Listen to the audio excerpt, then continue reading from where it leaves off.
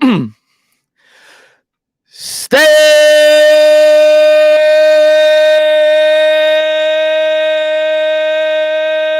up, New York Giant fans. I'm at home working today. I go on my 15-minute break at like 2:50, and I see like 1,000 people adding me, 1,000 private messages on Twitter, and I wake up to see that Daniel Jones got a brand new toy. New York Giants went out there today and brought in a guy that nobody was talking about, went under the radar. Reports came out at the trade deadline, I think during the year this year, that the Packers were willing to give up a second-round pick to get him, and the Giants go out and get Darren Waller. Yeah, the naysayers are going to say, and there's certainly a little bit of risk with it. The guy's been banged up the last couple of years, but what did the Giants really give up? And there's not much of a commitment to this guy. We'll talk about the contract. I think it's definitely worth the risk to bring in a player with the potential of a guy like Darren Waller, a guy who's 6'6", 250 pounds, a absolute beast of a tight end and a weapon for this New York Giants football team. Daniel Jones is looking up at the sky today, and he's saying, thank you. Somebody does care about me. Thank you. And I don't think the Giants are done yet. I think Joe Schoen's still going shopping. Yesterday, he goes out there and gets you a linebacker in Bobby Okereke, who's going to be the best linebacker the New York Giants have had since Antonio Pierce. That's the way it looks. I like what I see out of him in terms of the highlights, and that's not saying much. The days of Devontae Downs, the days of Tay Crowder. So he got you a nice piece yesterday, and today he goes out there. He takes one of the picks he got for Kadarius Toney. Think about this. Let's retract and talk about the job that Joe Schoen did. Trade deadline comes around. People start flipping out. Joe Schoen traded Kadarius Toney. He only got a third and a fifth or a third and a sixth or whatever he got. And then he didn't trade for Chase Claypool. He didn't give up a first-round pick or a second-round pick for Chase Claypool. Instead, he decides to bring in Isaiah Hodgins for nothing. And then he takes the third-round pick he got for Toney, and he spins it for Darren Waller. Joe Schoen doing big things, man. Love this move today by the New York Giants. They get Daniel Jones some help. I am fired up, man. I am super fired up. We'll see what they elect to do throughout the rest of free agency. Maybe something goes down. Maybe the Giants add another weapon. Maybe they add another piece on the offensive line. Maybe they add another linebacker. Who knows? There's still a lot of free agents out there. We're going to hang out for the next few hours, and we'll talk about the Giants, talk about the excitement from around the league. And I'm pumped up. Gilmore to Dallas. That's all right. It's okay. Not going to let it ruin my day. That's okay. And Andrew says, big brain Shane, take away the pain. Let's go. Let's go, man. What's going on, Andrew Marchese? Man, thanks for popping in. Mr. Lopez says, in Shane we trust. Yes, sir. Let's go. Let's go, man. And let's see. Let's catch up with everybody in the chat. Lou Mateo says, in the Rock's voice, finally, Toney contributed to the Giants. Well, he also helped the Giants last year in the Super Bowl, right? He knocked out the Eagles. So Joe Schoen was just thinking big time, right? He said, I know they're probably going to play the Eagles in the Super Bowl. Let me help out the Chiefs, and let me spin this pick for Darren Waller. He knew it all along. Joe Schoen was thinking big plan. Nate says, first I was not super hyped because I wanted a wide receiver, not a tight end. But after seeing it's no guaranteed after 23, so no risk. Sign me up. Great deal. Darren Waller was basically a wide receiver. I mean, the guy's a freak, and he could block. But he's basically a wide receiver. I mean, he's a weapon. So he's certainly going to help out this offense. The only question with him is, can he stay on the field? He's missed some time each of the last 2 years, I think. So can he stay on the field? But if he's on the field, he's by far our best weapon in the passing game right now. And hopefully we get Daniel Jones some more help in terms of adding a wide receiver via the draft. And the other thing I'm going to say, look at the market for the wide receiver position, right? The guy that was supposed to be the number one wide receiver in this year's market signed for $11 million today. A lot of people thought he was going to be getting, Jacoby Myers be getting $16, $17, $18 million a year. So if he gets 11, well, what does that mean for guys like McCole Hardman? What does that mean for guys like, some of these second-tier guys, like a Juju Smith or several other guys that a lot of people thought would get 8 or 9. Maybe they only get 6. Maybe the Giants are able to get a bargain there with one of those mid-tier wide receivers that you add to this core. You add another wide receiver in the draft. It's going to be interesting to see what they do. Maybe you get Slayton back here for next to nothing. So this wide receiver market may be a lot less than a lot of people were anticipating going into the offseason. MY Giants 26, Boston Scott re-signed. Oh, that pisses me off a lot more than Gilmore to Dallas. I don't like hearing that. He always kills the Giants. I was hoping the Giants would sign him and just put him on the practice squad. Thomas says, so it's what it's like to have a competent general manager. Joe Schoen doing big things, man. Very little risk to this move. He gave away a third-round comp pick to bring in Darren Waller, the same pick that he got for Toney. He spun that, and, yeah, it's a deal you get out after 1 year. If the guy gets hurt or he's not playing well, I don't think that's going to happen. I think the plan is for him to play for at least the next 2 or 3 years with Daniel Jones. But very little risk here and a lot of upside. Fozzie, what's going on, man? Who do you think the Giants should target at wide receiver? I think Judy and Ayuk are the best options. Both young, great route runners. I would love them. And we'll see if Ayuk becomes available because now they're spending big. Maybe he does ultimately become available. I would love that. He would instantly become by far our best wide receiver on the team. I think Judy's more realistic because it's come out that Denver would be open to trading him for the right price. But now, are the New York Giants going to be willing to give up another draft pick? That's the question you have to ask yourself. I don't know if they're going to do that. They may have used their draft pick to get Darren Waller. Now they may sign one of these mid-tier wide receivers and then draft one early in this year's draft. I could certainly see them going that route and then continuing to build up the core next year as they look to improve it even more so. So we'll see. I don't know if I'm expecting a trade. I'm leaning that they're probably going to sign a wide receiver for a moderate price. That's what I think they're going to do in like the $5 to $7 million range. But listen, if they trade for Judy, I'll be excited. I don't know what his price would be. You're probably going to have to give up a second-round pick plus, though, to get him. But, yeah, both those guys are great in terms of creating separation. Jerry Jeudy, everybody talks about his hands. Yeah, he doesn't have the best of hands. He's dropped some balls. But the guy creates a lot of separation. He's a damn good route runner. Joey says, where's the Joe Schoen haters at now? Masterful. He killed it. He's killed it so far, man. He's doing a hell of a job. Steve, man, what's going on, man? I love what we're doing so far. Do you think where do you think we're going with our 25th pick? I think we're going corner. I thought that before free agency, and I think that even more so now. You've seen them now get a weapon. You've seen them add a linebacker. But they could go a lot of ways, right? They were in Clemson today scouting some of the players. Their two biggest guys, one's a D tackle, one's a linebacker, both of which are supposed to go close to the first round, if not very early second round. So we'll see. We'll see what they ultimately end up deciding to do. But I'm leaning, I think we're going to go corner. I've thought that now for over a month because the strength of the first round, there's a lot of corners that project to go around where we're picking. And a lot of them, that would fit our defense, and we need help on the other side of Adoree Jackson. And Adoree, I don't think he's going to be here much longer. So I think that's where we're leaning in the first round, but we'll see. Wide receiver certainly wouldn't surprise me. We'll see. We'll see on draft day. And we'll see how they continue to fill out this roster in free agency. Dharma, what's going on, man? I'm hoping he can stay healthy. In Shane, I trust. Let's rock and roll. And David says, Shane has the brains and Brian has the day balls. And the Jets have signed Lazard. Could be closing in on Rodgers. Go Giants. They're getting Rodgers. I think unless Rodgers retires, like that seems like it's a foregone conclusion. Aaron Rodgers is going to be a New York Jet. Ballsy move by the Jets. Like, I get it. Like, they're a team that has a really good defense. Don't get it twisted. A very good defense. And they feel like they have a pretty complete roster. And if Rodgers comes in, they're going to have a chance to win a Super Bowl. But to me, I don't think Rodgers puts them over the top. If they were in the NFC, I'd feel differently. But in a stacked AFC, is Aaron Rodgers at 40 years old going to be able to compete with Pat Mahomes? I don't know. I don't know if that's a Super Bowl move. And for what they're going to have to give up to get him, I don't know if that's the best move for the Jets. But, hey, if you're a Jets fan, you're going to be excited. I don't know if it's the best move, but we'll see. Maybe it'll end up being like Peyton Manning with the Broncos and everything works out, rainbows and butterflies, and they get the Super Bowl. MY Giants 26 says, Autumn Falls didn't do it for me today. Had to turn it off, put on the same Darren Waller highlights. Now that is film. All serious. Dude, this thing's sweet. Dude, I'm excited. We all were begging for a weapon. We finally got one. Crispy says, what is the chance you think we could trade for Judy? I think it went down after today, if I'm being honest, because we just traded for Waller. We just gave up a third-round pick for Waller. I'm not saying it can happen, but I think it went down. I think the probability of us trading for another wide receiver and giving up more draft capital probably went down. I think the Giants are going to want to keep the majority of their draft picks to build through the draft this year. So I think they're still thinking long-term.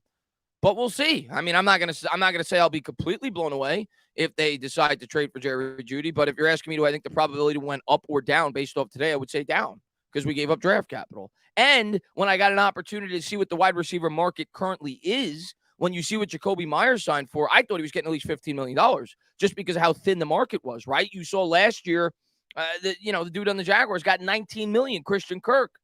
I said Jacoby Myers is going to be the most sought after free agent wide receiver. When I saw he only got $11 million, it might be the smart approach to go for a moderately priced free agent wide receiver that you could get around $6 million as you look to fill out this roster rather than give up high draft capital. So we'll see what they elect to do, but I don't think they're going to give up. If you ask me to guess right now, I would lean no. I don't think we're going to make another trade like that. But hey, if the right deal comes along and you get a guy like Brandon Ayuk, yeah, of course, you listen. We'll see. It'll be interesting to see if they elect to make another trade like that. I'm not ruling it out. Let's see. JD says Waller for a third, Jeudy for a second, first round cornerback. Hey, I'll be excited. You get Jerry Jeudy and Darren Waller in here. Jerry Jeudy, 24 years old. I'd be excited if they elected to go that route, but we'll see. They'll have weapons all over the field, that's for sure. Jaden says trade for Moore. He's 22. A-Rod wants his own wide receivers.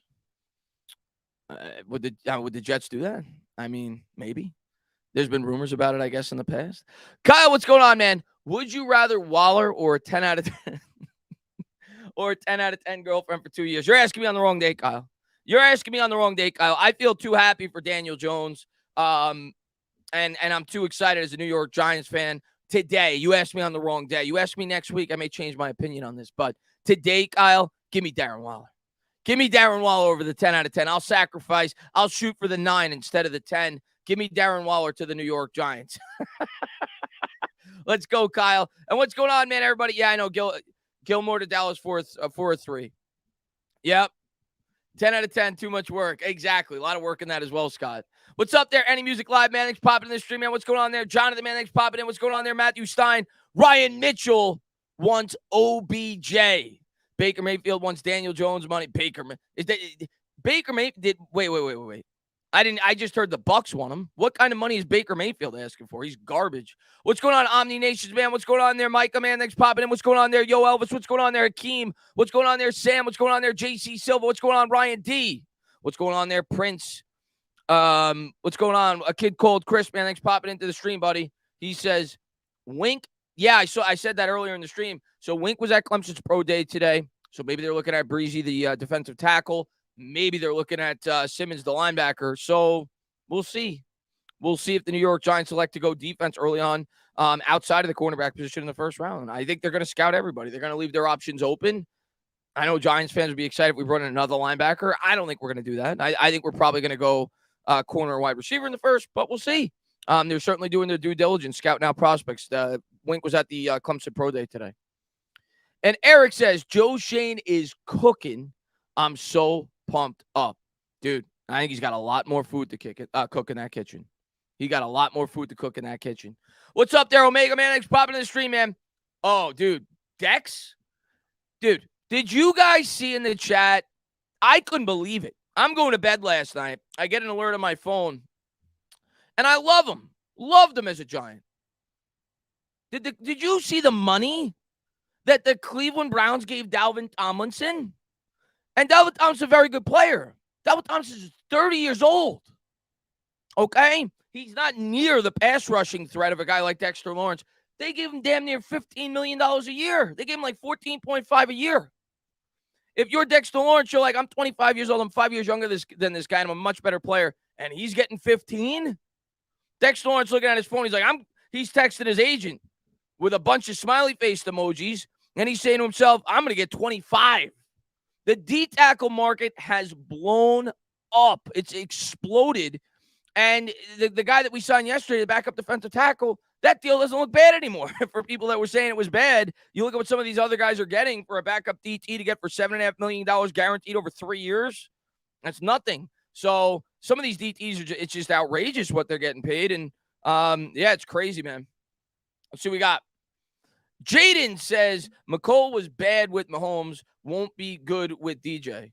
I mean, I don't think he's going to be a number one wide receiver, but I think he could It depends on the price for me for Mecole Hardman. I'm not giving him $10 million a year, but I think he could be a good fit in this offense for a team that needs a guy on the outside that could take the top off a defense. The guy's really fast. And yeah, he didn't explode with Mahomes, but to be fair, the majority of his time with Mahomes this year, he got hurt. So he wasn't out on the field a whole lot this year with them. And before that, it was Tyreek Hill and Travis Kelce were the featured wide receivers. I don't think he's ever going to be a number one. Do I think he could potentially be a nice complimentary wide receiver? Yeah, I do. But you obviously worry about injuries with him. I'd sign him, but it would have to be for the right deal. I'm not giving him a ton of money. I'm not giving him a big commitment. But we'll see. We'll see how the wide receiver market plays itself out. Let's see. And Fozzie says, what would you say the chances of OBJ comes back? I mean, there's a chance. You know, it's all going to come down to what Odell Beckham is asking for, right? Like, if he's asking for high-end money, we're not doing it. We're not doing it. I cannot see Joe Schoen giving Odell Beckham, like, a big commitment. If he's willing to come here for a deal that the New York Giants could finagle out of after a year or two where it's incentive-based, yeah, I'm sure that Joe Schoen would listen. But I don't see Joe Schoen giving him, like, 3 years, $40 million. I don't think he's doing that. And if a team is willing to do that, good luck, Odell. But I don't think Joe Schoen's doing that.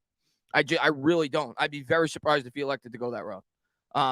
But if the deal makes sense based off the signing today, maybe the wide receiver market is much lower than a lot of people thought. If you get Odell for 2 for $16 with incentives, hey, let's rock and roll. True Apple says, psyched with Waller, but very eager to see a fixed O-line. Yeah, well, listen, we still got to attack the line. That still has to be a primary focus, and I'm sure Joe Schoen knows that. We need a center. I don't think it's going to come in free agency. I don't think we're going to spend big bucks in free agency. We'll probably bring back John Feliciano because of his ties to Buffalo. I think we're going to draft the center, though, hopefully relatively early in this draft, whether it's the first round, second round, or third round. I think that needs to be a focal point in the draft this year. We need a long-term answer at that center position. My guess is Feliciano probably comes back to start the year and kind of be a guy that they kind of, they pivot from maybe 5-6 weeks in with a rookie. That's what I think they're going to do. I think we'll draft the center at some point relatively early in the draft. Head says, sup, Dana, remember me? I do. Darren Waller, coffee time. What's going on, my man? Thanks for popping in, Head. We'll say hello to everybody in the chat. I would love Schmitz, man. You get Schmitz in the first round, I'd be very happy with that. Very happy with it. He ain't falling to 57. But if they elect to go with him in 25, I'd be fine with that. Nomad says, was Plax better with Eli or Big Ben? I mean, he was great with both. He was really good with the Steelers as well, but I think he had his best years with Eli. I'm not looking at the stats in front of me, but I think he had damn near 30 touchdowns in 3 years with Eli. That's excluding the playoffs, in which he had that incredible game against the Green Bay Packers. Of course, caught the game-winning touchdown in the Super Bowl against the Patriots. So he had like 30 touchdowns, I think, in 3 years with the Giants. So yeah, over a 3-year span for his first 3 years here, 05, 06, and 07.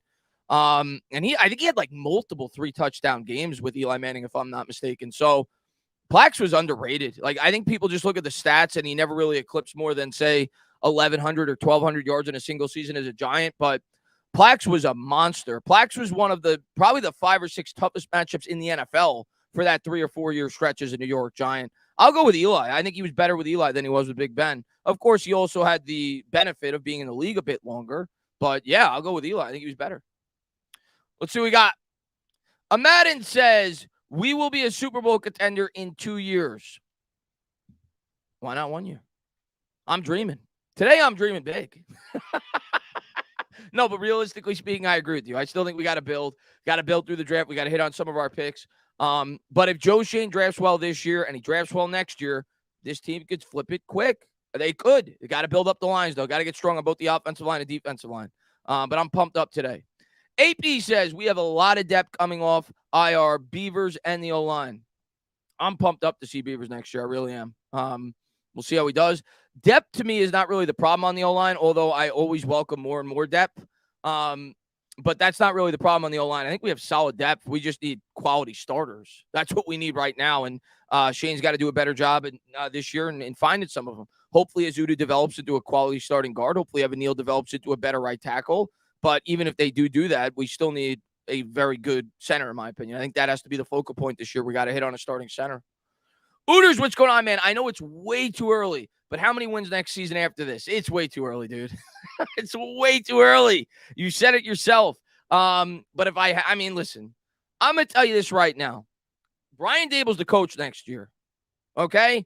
So right off the bat, I think we have one of the better coaches in the NFL. Brian Dable's a damn good head coach. That's an advantage. Daniel Jones coming back playing in the same offense for a second straight year.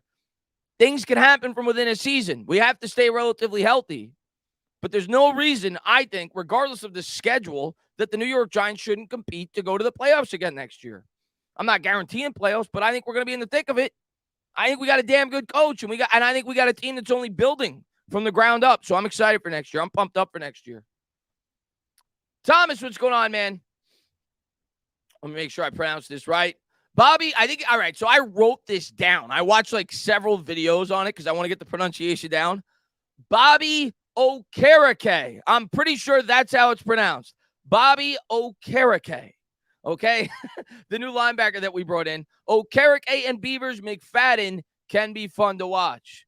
Hopefully we get Beavers back in the lineup next year. So I'm excited, man. I'm excited to see how he could perform next year, hopefully back in the defense. So I'm excited, but I wouldn't be surprised if we bring in another linebacker in free agency if we could get a cheap one. So we need more and more talent at that position. We had no talent there last year, and you don't know what Beavers is going to be coming off the injury. That guy Jose says, "What do you think of the dude?" I think it was a great deal. I thought he would sign for a lot more than that, to be honest with you. So based off the market, based off of how thin it is, and being that he's probably the best wide receiver available, I thought he'd get more than that. I think they got a good deal there. But it's good news for the Giants and the rest of the teams potentially looking for wide receivers because it means the overall market should be lower. Luis says we could trade back and gain a pick if Joe wanted. We could. We certainly could. It all depends on. You skipped Peter's member chat. Okay, hold on. Let me try to find it. I'm doing a lot of things at once. There we go. Peter, what's going on, man? Thank you for being a member. He says, sexy 100 million over 4 years. Boom. He's going to get damn near close to that. I said it on Twitter the other day. I said expect Dexter Lawrence to sign between $22 to $25 million a year on average. People called me something. Not most people didn't. Most people agree with it. But there were some people that called me crazy. No, he ain't getting more than 20. Oh, yeah? Oh, yeah? You see what the dude from Washington signed for? $22.5 million a year, 4 years. Dalvin Tomlinson just got damn near $15 million a year. Dexter Lawrence is going to get at least $23 million a year, and he may get 25. He's going to get a lot. Luis says we could trade back. Yeah, we could. I mean, it all depends on who's available, where we're picking. What's going on, Eli Manning's popping in the stream. Eli Racks in the chat. I'm going to pop by your stream later tonight, man. Great guy. We got almost 1,700 people in here. I know you guys are jacked up. Hit the thumbs up. Thank you guys for being here. Appreciate all you guys. We got Bobby Okereke. We got Darren Waller. We even got Matt Breida back. I don't know if I'm super excited about that, but we got Matt Breida back. I like Matt Breida.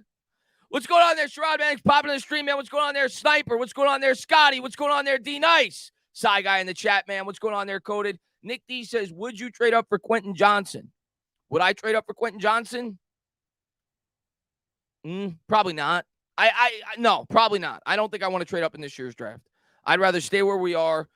I like Quentin Johnson, but I think, Shane, if you listen to him, I saw the video today on Twitter that I retweeted him talking about the wide receivers, and he said it numerous times. He wants wide receivers that could do multiple things. He wants speed. He wants guys that could play on the outside. You could also line them up in the slot.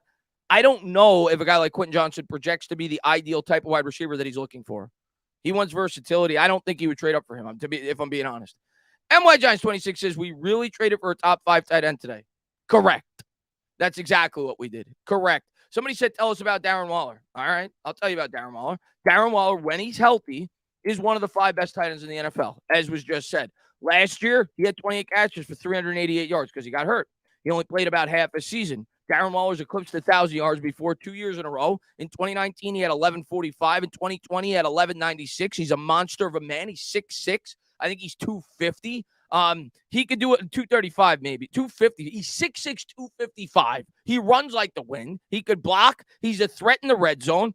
And he's basically a wide receiver that can play the tight end position that is better than Evan Ingram. That's basically what he is. But the last 2 years, he's been dinged up. He played 11 games in 2021. He had 55 catches for 665 and 2 scores. Last year, he started 6 games, played 9 overall, was banged up, had 388 yards and 3 touchdowns.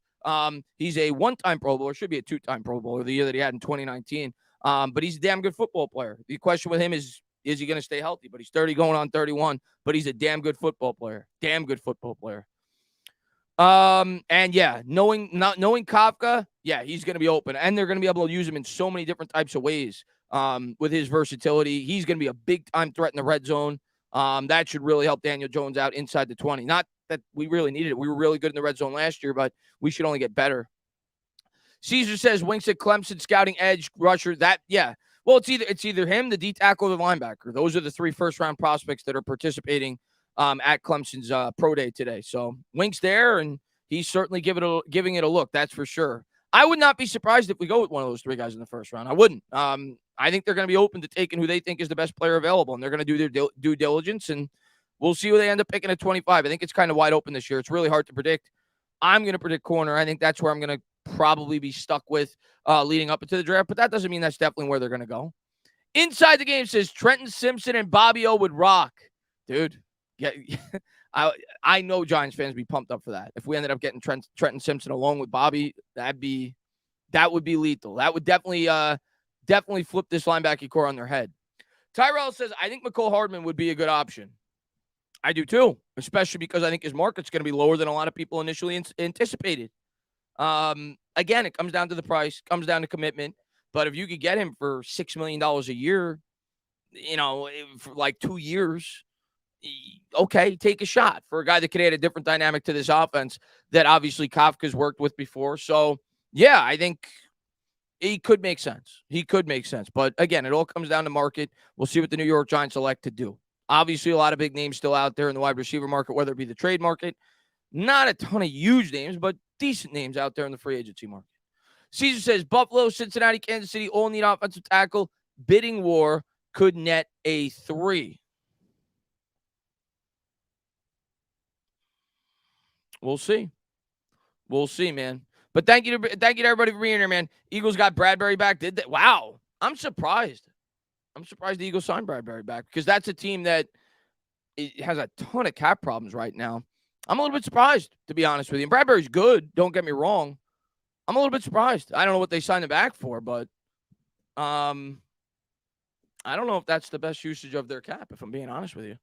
I still want Tranquil as well. I wouldn't mind Tranquil for $5 million a year. That means they may lose. Well, they already talked. Didn't they already say that Big Play Slay, they gave him an option to go out there and seek trade offers? Didn't they already say that? So I'm not upset about Bradbury signing with the Eagles. I'm not. What's up there, Lee, man? Thanks for popping in the stream, man. Well, goodbye to Gardner. Yeah, they still need to sign Hurts. Tranquil would be great in Wink's heavy blitz defense. Yeah, what's up, Dan, man? Thanks for popping in the stream, man. Rodgers to the Jets. Well, yeah, I think the Rodgers to the Jets thing is just a matter of when, not if. I think it's going to happen. It's just a matter of when, not if. What's up, Thomas, man? Thanks for popping in the stream, buddy. What's going on, homie? What's up there, Zach, man? Thanks for being here, buddy. What's going on there? Jacob Petruzzi, Logan in the chat.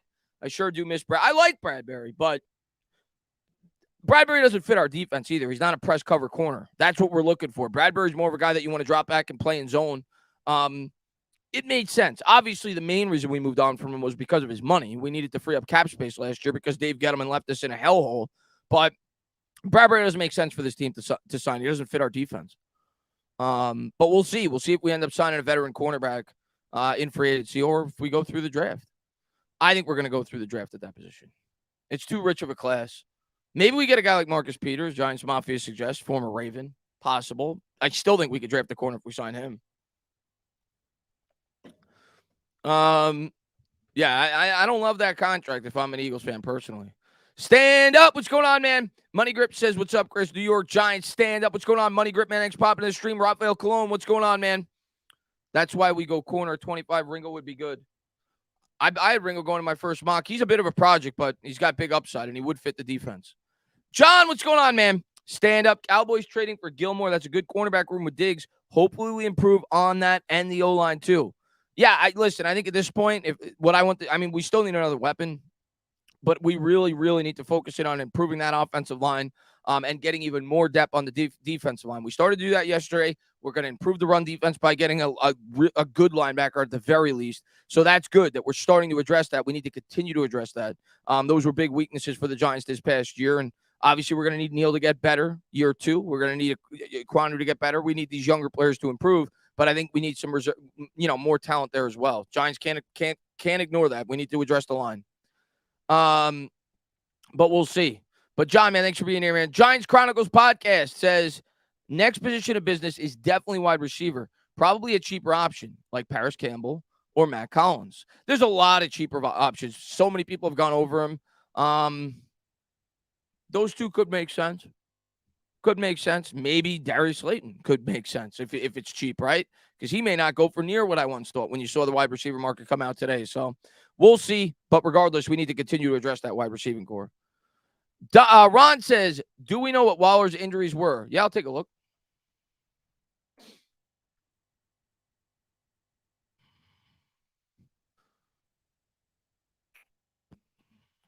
All right, so this is Darren Waller's injury history.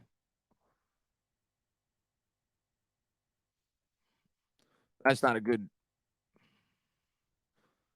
Waller had a knee issue week 3 against the Patriots, a grade 1. August of 2021, he had an ankle sprain, whatever. He had another ankle sprain in October of 21, a grade 1. November 25th, he had a knee strain, grade 1 of 2021. In July of 2022, he had a thigh hamstring strain grade. And then on October 10th of last year, he had a thigh hamstring strain grade. So he's had some hamstring injuries, which are reoccurring. So, yeah, it definitely comes with a bit of a risk in terms of an injury history the last 2 years, which is why you were probably able to get him for a third-round pick with very little committed money going forward. Let's see what we got. And Matt says, you're talking about the guy from Florida, would make me super happy if he fell to 25. Football is one of the trenches. Get the fat guys. Dude, you get him. You get the center from Minnesota. I'd be thrilled if they elect to go that route in the first round. You know me. Ain't no way I'm going to shed a tear if they elect to go with a guard or a center in the first round with as much help as we need in that interior. So I'd be happy for sure if they go that route. And Jihad says, Gilmore traded to the Cowboys. Bradbury resigned with Philly. Makes us need weapons that much more. Or also hoping we get C.J. Gardner-Johnson. I'd be happy with him. We'll see what Shane does. I don't even know what our cap space is right now because I don't know the structure of these deals, and he still could free up a lot more cap space, right? We still may hear news about Dexter Lawrence. We still may hear news about Leonard Williams. We still may hear news about Saquon Barkley. He still has the ability to spread out the money on several other contracts. So if the Giants want to add more pieces, they can. But I think Shane's not going to do it. He's going to be smart about it. He's not going to just throw around money that could really damage the future. This Darren Waller contract certainly doesn't do that. There's no dead cap after this year. They could get out of it whenever they want. So that certainly doesn't do that. That's why it's, a pretty good move in that sense, right? That you don't really have to worry about him damaging the future like Kenny Golladay did. So we'll see. He'll be smart about it. I don't think he's going to overcommit in terms of potentially hurting the future. And Peter says Calais Campbell would be a good option. And any thoughts about Love? Yeah, there were rumors yesterday, like slight rumors that the Giants may look to bring in Calais Campbell. The veteran DT is 37 years old, but he's got ties to Wink. Whatever. I'd be okay with that if it was a really cheap contract. More depth on the D-line. I'm completely for that. As far as Love, I haven't heard anything. We've all been talking about how the wide receiver market has been slow to develop. Same thing with the safety market. One safety signed for an outrageous price. I think it was $16 million a year. But outside of that, there hasn't been a ton of safeties that have signed. So we haven't really seen the safety market like really develop. So I guess Love's probably waiting to see what his price is going to be. And maybe the New York Giants are sitting on their price, whether it be $5 million, $6 million, $7 million. I don't think they're going above that. But if Love's able to get more than that on the, from another team, he's probably gone. Giants are probably going to let him go. We'll see what happens. When does Galladay's dead money come off the books? It depends what they elect to do. So they cut him. Who asked that? Thomas Latimer. Thanks for popping in, buddy. So they already came out and said that they decided to cut him, but now they have the option to either do it post-June 1st or do it pre-June 1st. I think they're going to do it pre-June 1st because they were able to get the extension done with Daniel Jones, And at this point, take the hit. Get him off the cap so you don't got to worry about him in 2024. If you spread it out, it's going to be another $7 million towards the cap in 2024. You were able to extend Daniel Jones. Instead of paying him 32, you're paying him 19. So take advantage of that. Get rid of Golladay. Just cut him. Take the hit this year. Be done with it. No reason to keep, pushing back the money and, further damage, further cap years. I think that's the approach that Joe Schoen's going to take. But we'll see. But he's definitely getting cut. It's just a matter of, what they're going to like to do with the money. Let's see what we got. And Marcus, man, thank you so much, man, for the €2, man. I appreciate you for being here, buddy. I'm just going to get some more water. My throat's getting a little dry. My throat's getting a little dry because I can't stop talking about Darren Waller. I'm fired up, guys. I'm fired up. Joshua says, I love cornerback Darius Rush from South Carolina in the middle rounds. There's a lot. I mean, everybody talks about how deep this class is at the cornerback position, the tight end position, the running back position. Those seem to be like the three positions that are really deep in this year's class. Yeah, I mean, listen, I could certainly see us going 2 corners in this draft. I mean, Adoree Jackson's not getting – I don't think he's going to be here after this year. I really don't. And if he's not going to be, well, we need all the help we can get at that position because we don't have a long-term answer really anywhere else in this roster. I mean, you hope Cordell Flott develops into that. I like Cordell Flott. You hope Aaron Robinson could develop into something, but you don't know. So they need to address that position. I think they will. Probably multiple times in this draft. Probably one early on and probably one in the mid to late rounds. Let's see what we got. Manny says, super excited for Waller, but this is not enough to make a huge difference. Need an experienced corner, O-line, wide receiver in the draft. Also mid-round running back. Well, good news, Manny. We got 10 picks. We got 10 picks to rock and roll. And I'm going to tell you another thing, Manny. I'm going to let you in on a secret. I don't think Joe Schoen's done yet. I don't think he's going to spend like crazy. I don't think he's going to come with a Golladay contract. I don't think he's going to come with a Nate Solder contract. But I don't think he's done yet. I think he's going to add a couple more pieces. He's going to give you a couple more chicken tenders for this team. He's not going to give you lobster. Today was your lobster. Yesterday, you had your steak. He's going to give you a burger. He's going to give you a couple of nice pieces. Get you a nice $5-6 million wide receiver. Maybe get you a little bit more depth on that D-line. Maybe get you a decent linebacker. He's going to give you a couple more pieces in free agency. I don't think he's done yet. But then in the draft, we got 10 picks. This team's going to keep building. I'm excited, man. I'm excited for 2022. Or 2023. Let's go. Zeke, man, what's going on, man? He says, yo, beloved, I told you this morning, it can't be any wide receiver tight end. We got a playmaker and a legit weapon. Let's go, Giants. You did tell me that. I don't remember if you listed Waller, but I can't blame you if you didn't. Nobody had Waller penciled to be traded. Joe Schoen just waiting like a tiger. Underneath the grass. He's just getting ready to pounce. Call up the Raiders. See what they want for Waller. Bang! Comes out, gets Waller for a third-round pick, the same third-round pick that we got in the Kadarius Toney trade. So really excited about the move today for the New York Giants, and we got ourselves a legitimate weapon for Daniel Jones, and we got to keep building up these weapons. Jason, man, he says, if we get Calais Campbell and Ben, I'd be happy with Ben Jones too. You could stick him in as the starting center, at least as a stopgap. David, man, what's going on, man? David says, I hope our new linebacker, Bobby O, pops Boston Scott like the zit he is. Why does this guy always kill us? Hopefully our run D will be vastly improved. It's going to be. You saw that stat I pulled up yesterday on the stream. Like, he by himself is better than all of our linebackers combined last year. So, it's going to be. Our run defense will certainly be better next year. The question is how much better, but it's certainly going to be an improvement. He's a good linebacker. Ayub says, Waller's a good player, injury prone and bad contract. Is it really a bad contract? Like, let's look at Darren Waller's contract. This is Darren Waller's contract. And maybe it'll change. I don't think it will. We'll see. Like, maybe this will get restructured after the New York Giants made this trade. I looked at it right after the trade. I wanted to see. Hold on. 1 second. Let's get rid of you. This is Darren Waller's contract.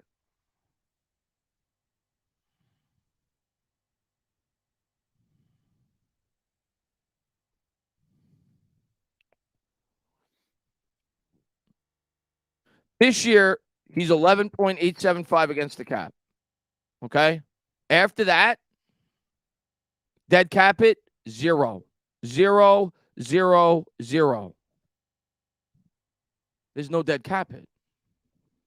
So if Darren Waller gets hurt this year, or if Darren Waller stinks, you could cut him for nothing. Nothing. Or you elect to pay him $12 million at an increased market next year if he's playing well.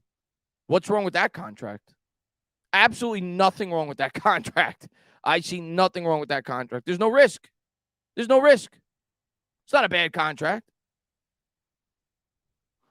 Let's see what we got. Eric, what's going on, man? He says, James Bradberry re-signs with the Eagles for 3 years, $38 million, and I'm happy about that.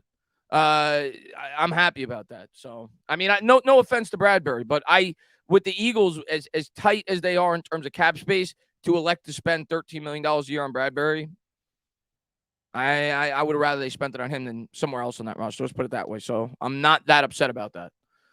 Let's see. Marcus says, have you heard about the rumors of a possible Judy trade? Yes, I did. Giants would give up a 3rd and 5th. Broncos would like a 2nd and 5th. What's your thoughts about it? Let's go Giants. Yeah, we were talking about that yesterday, and I heard a very similar rumor. Several people came to me with that rumor on Twitter. I think they gave me the same exact scenario and I talked to Bobby Skinner about it too. And yeah, I heard that rumor. I don't know how real it is, but it was kind of floating around that was what it was being discussed. The 2nd and a 5th, the Giants would give up to get Jerry Jeudy. Would I do it? Yeah, I'd do it. Now, I don't know if I would do it now after we just got Darren Waller, because then you wouldn't have you'd have a first pick, and then you'd just still have a 3rd round pick, because we gave up 1 3rd round pick. We had 2 3rd round picks. If they did that, would I be upset? No. I like Jerry Jeudy a lot more than a lot of people do, apparently. I like Jeudy. I think he'd be really good for this team, so I'd be okay with it. You had him and Darren Waller to this offense, and then you could, first round, you go offensive line, you go corner, whatever. Would I be like, is there some risk involved? Sure, but I'd be okay with that. You still have Jerry Jeudy under a cost-effective contract for the next 2 years if you include the 5th-year option, and then you'd extend him, obviously, if you're making a trade like that. So we'll see. We'll see what the New York Giants like to do if they like to bring him in. I don't think they're going to, especially after they made this trade today. I think they're going to focus on the draft, and they'll probably sign a wide receiver for, $5 million a year, somewhere along those lines. Brandon says, I think they like Dane Belton, no love back. I mean, listen, Brandon, I think we all thought it last year when they elected to draft Dane Belton. That was where everybody's head went. This is Julian Love's last year. They drafted him to be the future starting safety. And then Julian Love had a good year. He was named the captain. And if his price is right, I'm sure they'll entertain bringing him back. But they're not going to force signing Julian Love back, being that they may have to pay McKinney. Like you said, they drafted Dane Belton. They could easily draft another safety in this year's draft. There's a lot of safeties on the free agency market that are really good. So they're not going to force it. They'll bring Love back, but only if the price is right. King Jaws says, how the hell did the Eagles sign Bradberry to $38 million? I don't get it. They backload their money. That's how. They spread the money out. They backload them. I mean, listen, if the Giants wanted to sign 3 more big players, they could. There's always ways to maneuver the cap, but it's not in the Giants' best interest to do that right now. They're trying to clean up their cap situation. They're not trying to completely, destroy future potential years of building and future potential years of being able to retain some of their in-house players. So they're not really in a position to do that right now. But there's always ways to move money around in the NFL. There's always ways to construct contracts to get guys to fit under the cap. That's just the way it works. Eventually you pay the piper, but the cap goes up, and that's how they got him back. They maneuvered money around to bring him back. Peter says, how about True Blue Carl Banks not having a problem with K wearing his jersey? Honestly, that jersey should be retired. It should be, but it isn't. And listen, we've had other good Giants wear number 58, right? So, Pierce was 58, wasn't he? I think Michael Barrow was 58 before him, if I'm not mistaken. So hopefully it's a sign of good things to come. I think Pierce was 58. MY Giants 26 says, you heard the Giants were in the market for a tight end. Could be a trade option. 20 minutes later, the Giants traded for star tight end Darren Waller, and it broke the internet. I didn't even hear. I'm going to be honest. I completely missed it because I was busy. I was busy at work for about two and a half straight hours.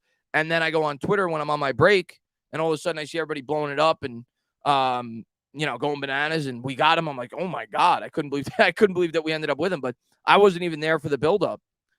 MJ, man, he's doing a little Dexter dance. He's doing a little Dexy dance. MJ with the $5 super sticker. He's excited. Let's go, man. Let's go, my man. And let's see. J-Man J says, a little worried the expectations for next season are starting to exceed reality. Joe needs to temper expectations for fans, but it's probably too late. Jay, listen, at the end of the day, we're fans. Like, if you're not going to get excited today, I mean, whatever.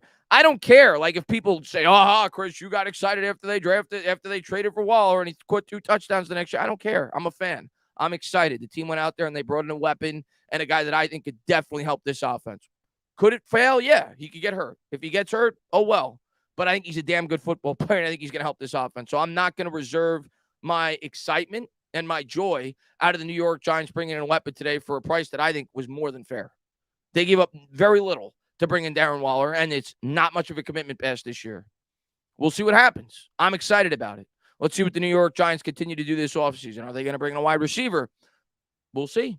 I don't think they're done yet. I think we're going to make a few more signings, so I'm excited. Let's see. Toney, you're making me hungry with your lobster and steak analogies. Black Canary coming to the chat. He says, hey, Toney, Shane is the freaking man. Let's go, man. Breaking news from Twitter. Rodgers joining McAfee's show tomorrow, likely announcing his decision. I'm surprised that hasn't come out yet. Because he's always on Pat McAfee's show. McAfee came out today and said they had or either today or yesterday, I can't remember, where he said they had no knowledge yet. Obviously, him and Rodgers are pretty tight. So I'm surprised that news hasn't come out yet. MJ, what's going on, man? He says, yeah, Pierce did wear 50. That's what I thought. He says, trade our first and next year's fourth Ryuk locks up the division title. No, it doesn't. No, it doesn't. No, it doesn't. I mean, it would definitely give us a better chance at the division title. That does not lock up the division title. We'd still have deficiencies on the offensive line.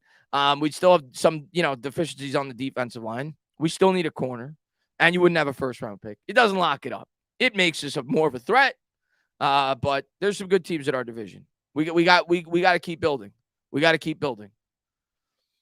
What's going on, Sean? Manning's popping in. Logan says, love that we aren't going all out and committing to crazy contracts. That will help us in a few years when we are in one position away. Yeah, man, we just got to keep building, man. What's going on there? Rudy Manning's popping in the stream, buddy. Is OBJ still an option? Yeah, I think OBJ is still an option. I'm going to continue to predict I don't think it's going to happen. But is it an option? Sure. I don't know what his market is, but based off of what we saw today with the wide receiver market, he may get a lot less than a lot of people were projecting. So we'll see. We'll see.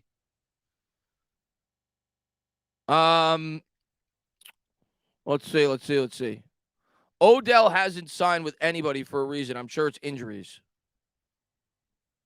Well, and because the wide receiver market has been slow to develop. It's been slow to develop, too.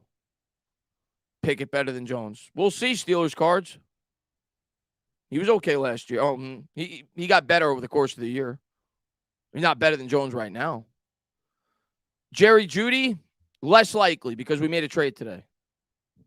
But it's possible.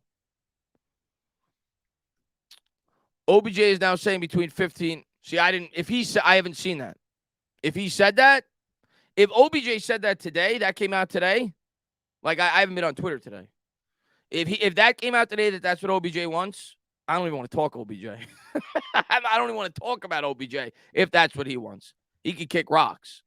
MYJ26 says, traded the KT pick for Waller, a rapper, coincidence. I guess. I don't even know that Waller was a rapper. I didn't even know that Waller was a rapper. Let's see. Cowboys just got Gilmore in a trade. That's good for them. Yeah, I mean, he's older now. I mean, let me take a look at Gilmore.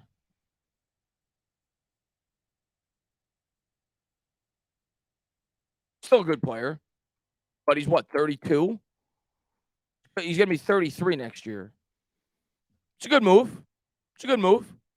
Good move for them. I don't know what they gave up for him. I haven't seen it. What did they end up giving up for him?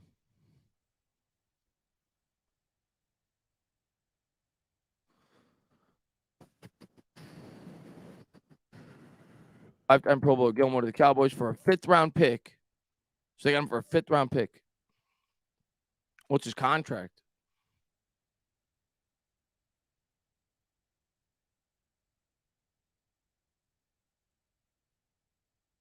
He's on the contract for 1 year. He's got a $9 million cap hit next year with the Cowboys. Then he's a free agent. We'll see. I mean, it's a solid pickup for them. Whatever. I'm not going to let that rain on my parade because they got Gilmore in a trade, a 32-year-old corner. I'm excited today.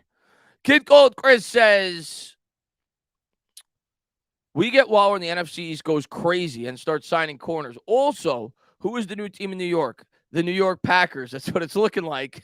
That's what it's looking like with some of the guys they're going to be bringing in. Joe is knocking it out the park. Let's go, man. Stand up. What's going on, DQ, man? Thanks for popping in. Ray says, hit that like button, people. There's like 2,000 people in here. Yeah, get the likes up, man. I appreciate everybody for being here. Let's see.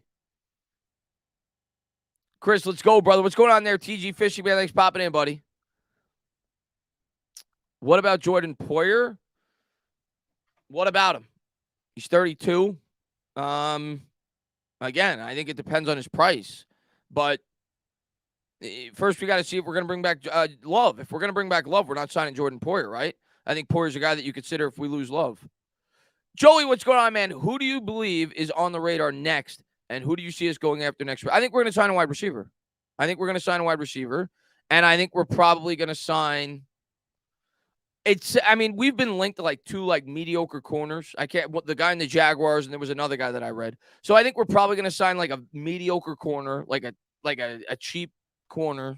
Not even necessarily a guy that's going to start next year, but a guy for depth, and he maybe could start over rookie at the beginning of the year. But I think we'll probably sign like a $4 or $5 million corner, and we'll probably sign like a $6 million wide receiver. That's where I'm leaning. The wide receiver market's going to be cheaper than a lot of people thought, and we need help there. So I think we'll end up signing a wide receiver, and we'll end up signing a cheap corner, if I had to guess. There's not any high-end corners left, but we're not going to sign a high-end corner. We're going to draft a high-end corner. Matt Ryan released. I mean, I could have told you that. He's not good anymore. He's garbage. Not over his career. Now he is.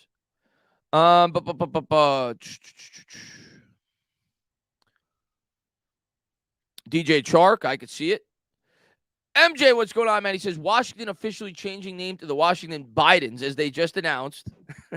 They are excited for the start of free agency next week. And Aaron says, trade for a Jets wide receiver, Moore or Mims for cheap. I'd be okay with it. Do I see the Jets doing that? I don't know. I'd be okay with it, though, if you brought him one of those guys. I think they're probably just going to sign a receiver, if I had to guess. I think they'll be able to get one of these guys like Chark, for example, for maybe $5 or $6 million. That's what I think they're going to do. That's what I think their next move is going to be.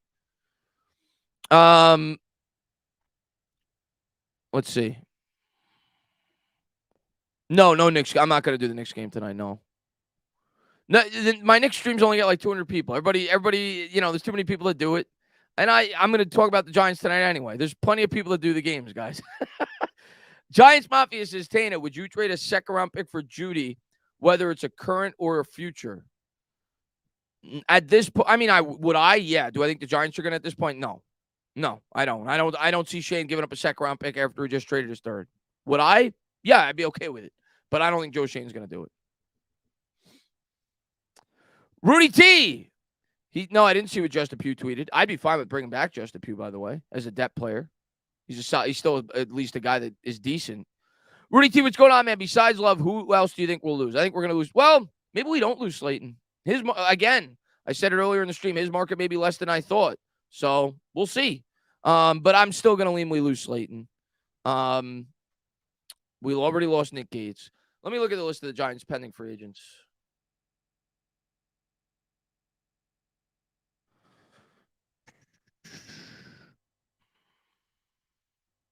I think we're going to bring back Feliciano. We're going to drop Ellis. We're going to probably drop Nick Williams. I think we're going to bring back Jihad Ward, if I had to guess, for a cheap contract. But we could lose him. Tony Jefferson, decent chance we bring him back. I think we're going to probably lose Richie James. We'll probably lose Moreau because it sounds like we're interested in signing another corner. Marcus Johnson, maybe to the practice squad if we sign him for like a minute, but probably lose him. I think we're going to lose Jimenez. Yeah, I think we're going to lose the majority of the guys that we haven't already signed back from last year's team, and we're going to replace the majority of those guys through the draft. We have 10. We have 10 new rookies coming in, so maybe Jawad Ward comes back. Um, yeah, maybe Tony Jefferson and maybe Julian Love, but we'll see. But I think the majority of them are going to be gone. David says, "Do you have any idea where our cap stands after?" No, I don't. I have no idea. I mean, I could tell you right now, but it means nothing because a lot of these contracts haven't hit. And we don't know what they're going to do in terms of their structure and everything else. So like you may read $5 million right now in cap space. That means nothing. They could rearrange any of these contracts when they want. They could extend players on this team to create more cap space. They could structure the contracts of players they bring in to not hit much against this year's cap. So it doesn't mean that they can't sign other players if, say, they have $6 or $7 million of cap space. But right now, according to Spot Track, and again, I don't know how updated this is. It's probably not that updated. We have $3 million of cap space. Doesn't mean much. But this is probably not accounting for the structure of a lot of these new players that we brought in. So it's it doesn't mean much right now. It really doesn't. It doesn't mean much right now. They're going to be able to sign players if they want. They could restructure that Waller contract too if they wanted. They could add a little bit of dead money next year if they wanted to and not make it so it's 11.8 against the cap. They could make it so it's 5 against the cap and spread out like a $3 million dead hit over the next 2 years. Like there's a lot of things that they could do. That they probably will do that if I'm being honest, but we'll see. But there's a lot of things they could do to create cap space if they want to continue to sign some players. Let's see what we got. Justice says, I think our draft day, we will have the opportunity to move up between 5 and 10 spots and take whatever receiver we want. Also, the Jets are a joke. Get Lamar. The Jets? Well, here's the thing, though, with Lamar. Lamar, you got to give up 2 first-round picks in addition. So, but I understand where you're coming from. You could certainly argue that's the better. I don't know what they're going to have to give up for Rodgers. So, we'll see. But you could certainly argue that for sure. I don't think Rodgers is nearly as good as he once was. MY Giants 26 says DJ's got to throw 50-50 balls to Waller. Be aggressive. Well, I think that's probably why they brought him in, right? He's a guy that could bring down contested catches. He's going to help with inside the 20. Let's see what we got. Yeah, Marcus Peters is definitely on the table. He's a guy that I thought was realistic before free agency started because of his ties to Wink. So he's definitely on the table. Andy Dalton signed with the Panthers. What did Andy Dalton sign for? Let me take a look. I'm just curious to see what he got paid. Let me guess before I look at it. Andy Dalton signed with the Panthers. They lost Darnold. They're going to draft a quarterback. So he's clearly a guy that's going to mentor him. I'm not looking at the contract. He can't be much. I'll go 2 years, $14 million. 2 years, $16 million, somewhere around there. Here we go. Veteran free agent quarterback Andy Dalton is expected to reach agreement on a 2-year, $10 million deal. That includes $8 million in fully guaranteed money. With the Carolina Panthers per source, max value is $17 million. So 2 for 10 with the ability to hit 17 and $8 million guaranteed. He's basically a guy that's just going to be a mentor for their rookie quarterback. So that's what that is. He may start for like 4 or 5 games, kind of like Tyrod Taylor did for Justin Herbert, his rookie year. But that's what that is. J-Man J says, what do you think the Giants can get for Barkley?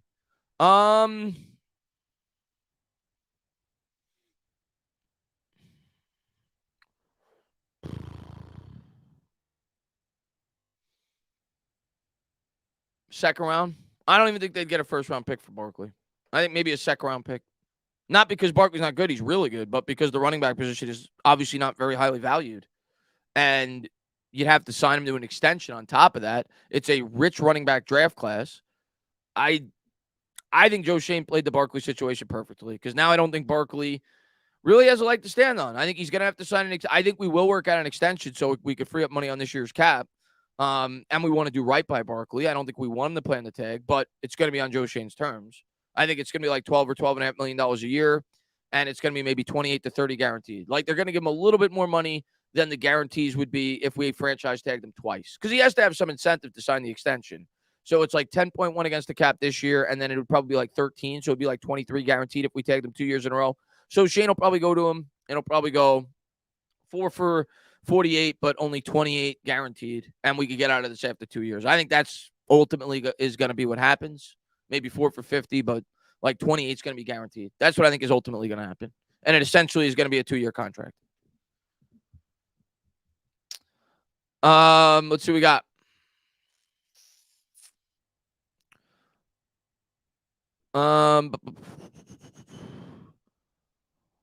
But I don't think we're trading Barkley, by the way. He'll be back with this team next year. Will Rodgers to the Jets work out? Probably not. Probably not. And Frank, he says, hey, Dana, take a look at Puka Nacua. Reminds me of Cup. I think you've mentioned him. Maybe not you, but I think somebody else has mentioned me to him.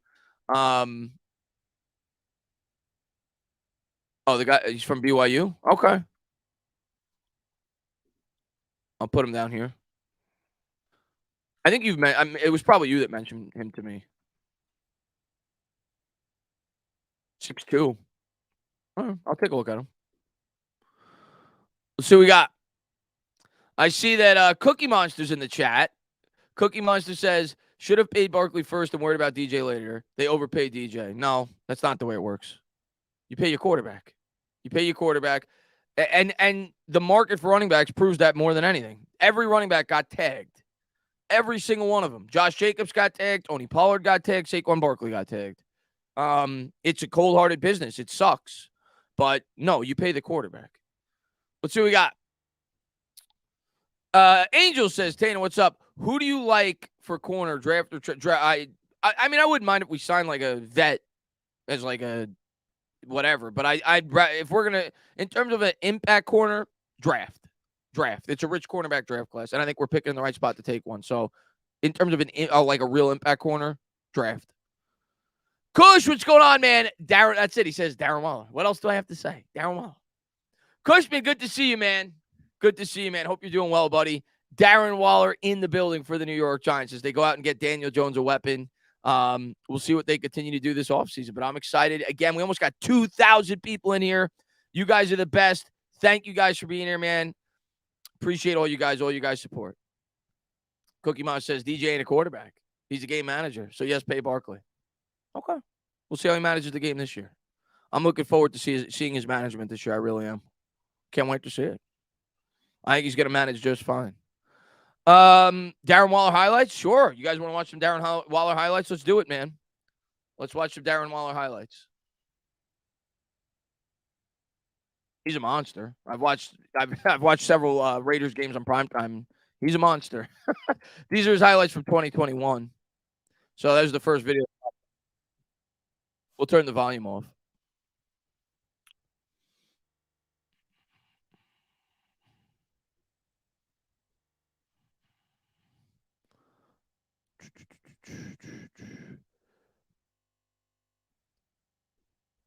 Hold on 1 second. I just want to get to that. 1 second. Just want to read this guy real quick. Thank you for the 99-cent donation. I appreciate it, man. Tyrell Smith. Appreciate that, my man. So, yeah, let's watch some Darren. All right, I'm going to let you guys decide. Do you guys want music or do you want no music? Because I know yesterday a lot of you guys were saying you don't want any music when we were playing the highlights. Do you want it with no sound or with sound?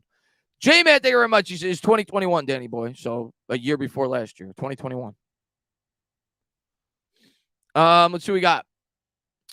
Year later, I think I'd still take Sauce if he was available. Jets screwed us. He was the pick.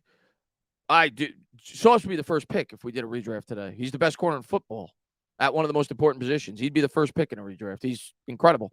And I think we would have taken Sauce. From all that I heard leading up into the draft, I think we were going to take Sauce. But he wasn't there. Can't get upset about it. Jay says, can't forget about Bellinger. He's going to cook this year. I can't wait for Bellinger year 2. No sound, sound, mute. All right. So I think most people are in agreement they don't want the sound. So we're going to go no sound. Some people want the music. You know what? Let's do a poll. I always like doing polls. We'll do like a 10-second poll, a 20, maybe like a 30-second poll. That way everybody, it's a democracy when you come in here. You get your say. Okay? You guys get to decide. There you go.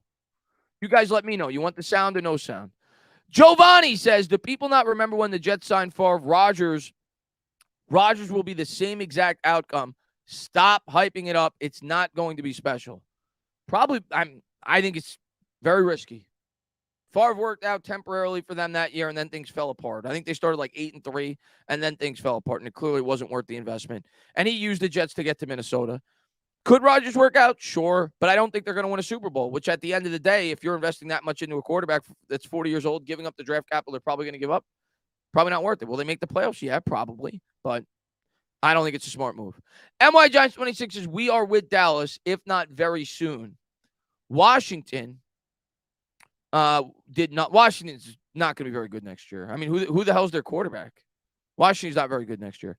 So let's take a look at the poll. Wow, this is close, guys. I think this is the closest poll I've ever seen on my channel. Generally, it's like a blowout. I'm going to give it another minute. It's 54% to 46% in favor of sound. Usually it's a blowout. And Eastwick, man, stand up. New member. What's going on, Daniel Berry, man? Thanks for popping in. MJ in the chat. He says, if DJ plays all season, I'm thinking 4,100 yards, 29 touchdowns, 8 interceptions, 500 rushing for another 5 touchdowns. I ain't going to start throwing out stat predictions for DJ, but I think he's going to have much better stats than next year. I'll leave it at that. Much better stats. I don't think he's throwing 15 touchdowns next year. I'll tell you that. He plays 17 games next year. People aren't going to be laughing about his stats. Let's put it that way.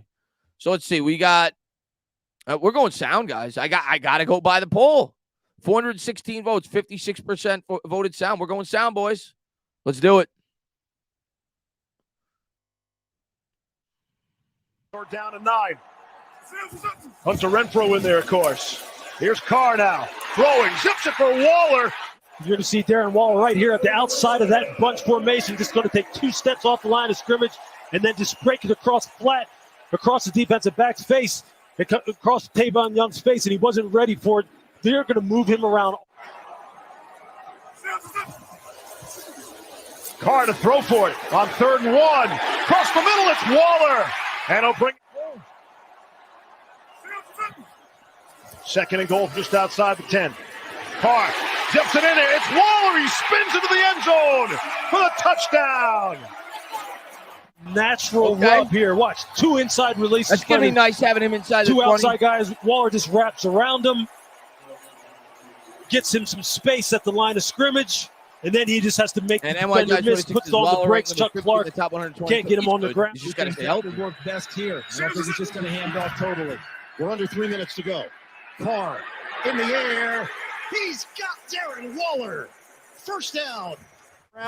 And they take advantage to the tune of 25 yards.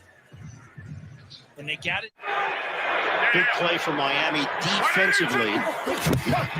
Trying to put a stop to this Vegas momentum. Carr, strong throw. Terrific. It's Darren Waller. You went up and snatched that ball. We don't have many players on the Giants to go up and snatch balls like that. Across the middle, floated one to Waller inside the 10. 3rd and goal. Carr. Waller went up and got it. Got the touchdown. Got ourselves a ball game.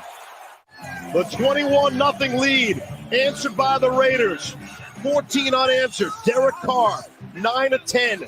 76 yards and 2 touchdowns in the second half. We'll see if it translates today. Carr on 3rd and 9. Gets rid of it quickly. Wide open. It's the Pro Bowler Waller for a first down.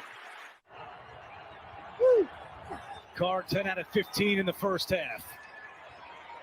Chased out, Von Miller running after him. Carr gets rid of it along the sideline. That's a great catch by Darren Waller. I almost have to do a double check when I see Darren Waller do the things that he does, because I'm watching that tippy toe catch on the sideline. 2nd down and 10. Carr has time. Lofts one up for Waller, and he's got it at the 35. Dragged down by Callahan. How about the touch on that pass from Carr? A 33-yard connection. We got a weapon. Richard we got a weapon. There. Carr, 10 of 17. Downfield it goes with a catch by Waller, the tight end. Who's that on the Giants that hit him? Held on, picks up 19. And Adoree Jackson laying the wood. Now they're Waller's teammates. Lined up on the left. He's just going to work his way across the middle of the field. Watch the pressure coming off the slot. It's picked up by the Raiders, giving him time to lay it up there, and Waller goes up and attacks the football. Kenny among a couple back there is Carr. Sam Pittman calling the Hogs in Arkansas. Carr. Well placed to Waller. Big game, Darren Waller. They produced just 6 points. Carr will throw it. Great hands. Snatched there by Bouncing Waller. on tacklers. And brought down across the 45. Evan Washburn talked about how Darren Waller's been studying wide receivers tape to help him with these double teams and getting free. He mentioned DeAndre Hopkins specifically. Now with the Arizona Cardinals, DeAndre Hopkins will be proud to see that one as well. Look at that great hands catch. And that ball was confident in his defense, making that kind of play to play for the field goal and not take the shot downfield. They've held the Raiders to 143 yards of offense. Carr trying to push the ball downfield. He does to Darren Waller. We got a weapon, boys and girls. And he's eventually brought down at midfield. That's 25 yards on the hookup. But they have not ended seasons in good form. First down. Throw from Carr.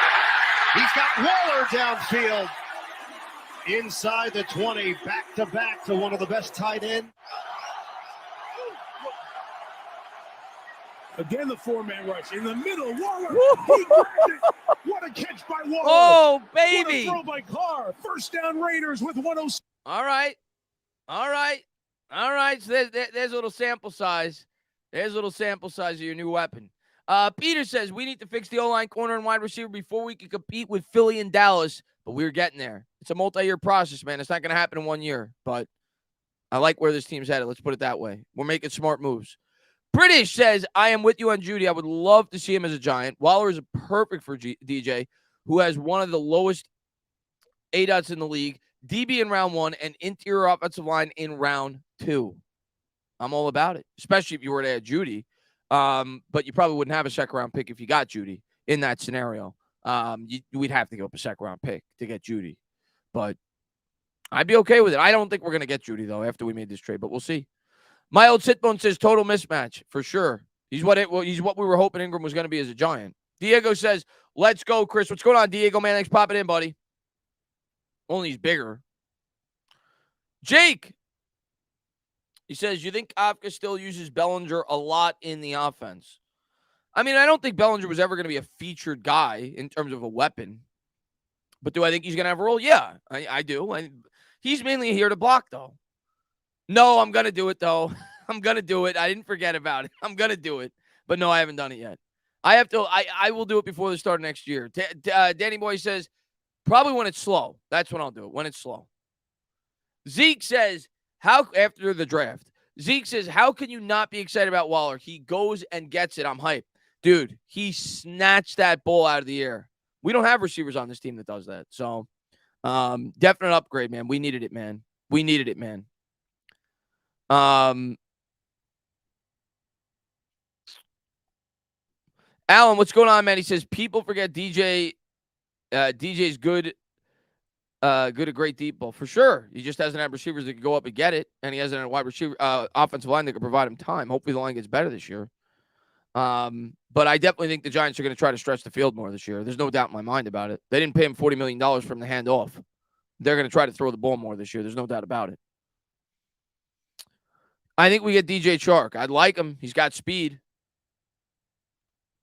He's got production at the NFL level. I'd be okay with that.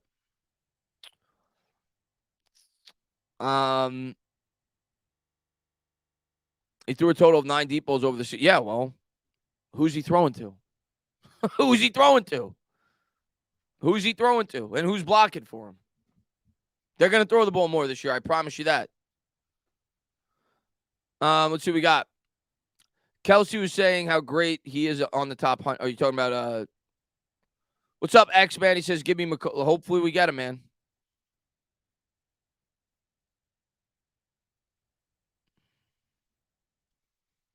Toney, you think Waller was in place of a number one? No, we may not trade for a wide receiver, but that doesn't mean we're not going to draft one early. But Waller's a weapon, period. Now you have Barkley's a weapon in the passing game. You have Waller's a weapon in the passing game. You get Wandell coming back. You're going to draft an early wide receiver. If you don't, and I think we're going to sign one too. I think we're going to get a guy like DJ Chark. We're probably going to draft a wide receiver in the first or second round.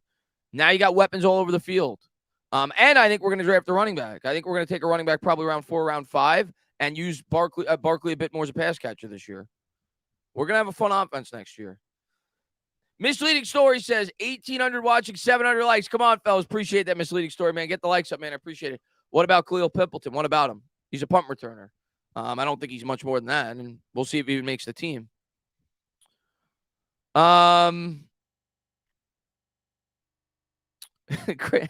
Chris, we need a cup for the haters' tears and some chicken bones to throw at the trolls.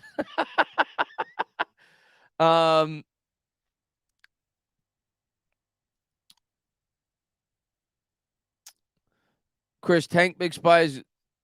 There's a lot of good running backs in this draft. DJ Chark. What's up, British Gridiron? Tana, would you want Ringo at 25, or is that a it's probably a little bit of a reach, but I wouldn't be upset if we did it. I wouldn't be upset if we did it. There's like 7 or 8 corners I'd be fine with. He's one of them.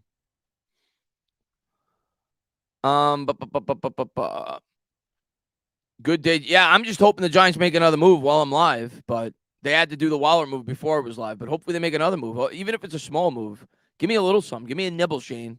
Shane, if you're watching, give me a little nibble.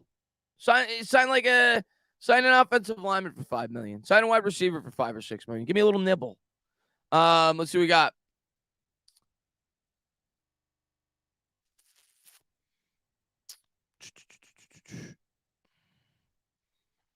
Any offensive line? I mean, there's still the dude from the Eagles is still available. We still got the center from the, but I don't think we're going to spend that kind of money on the line. But yeah, there's still some starting linemen available. Give us a couple of sliders, Joe. Let's see. I hope the Giants make a wide receiver move today. I think it's coming. I just don't know if it's going to happen today after we made the trade. Misleading Story. The Giants may further wait for the wide receiver market to develop to see if they could get guys even lower than what they may be able to get them for now. Misleading Story says, I know it's not the Giants, but what do you feel about Derrick Henry, the Bills? That's my guess. Someone to control the game, bad weather, December. It's a good fit. It's come out that I think that they said that, what was the thing with Henry? I think that I forgot. I think it was that they'd be open now to trading him, if I'm not mistaken. Let me look at that. It came out like 2 weeks ago, and I didn't look too much into it. I think it was that they'd be open to trading him, right? Yeah. Listening, not shopping. So the Titans probably feel like they're kind of in a rebuild mode. Henry doesn't fit the long-term plans for the team, so they'd be open to trading him for the right deal. Probably trying to accrue draft capital to potentially move up for a quarterback in this year's draft or next year's draft. And probably more so next year's draft. Matthew says, now all I needed today is a Rangers win. Well, hopefully they get that for you, man. Hopefully they get that for you. Let's see. Giants have interest in Adam Thielen. Where'd you hear that? I don't have a ton of interest in Adam Thielen. I think he's shot, but I won't be upset if we get him, but he's whatever to me. That would be kind of like the Kyle Rudolph signing a couple of years ago. It was like, meh. He's not, what he once was. Troy says, hey, Dana, what about Paris Campbell? I mean, we'll see. He's a slot guy. He's cheap. He's got an injury history. He's got ties to our wide receiver coach, who was his wide receiver coach with Indianapolis. Maybe. He could be an okay receiver.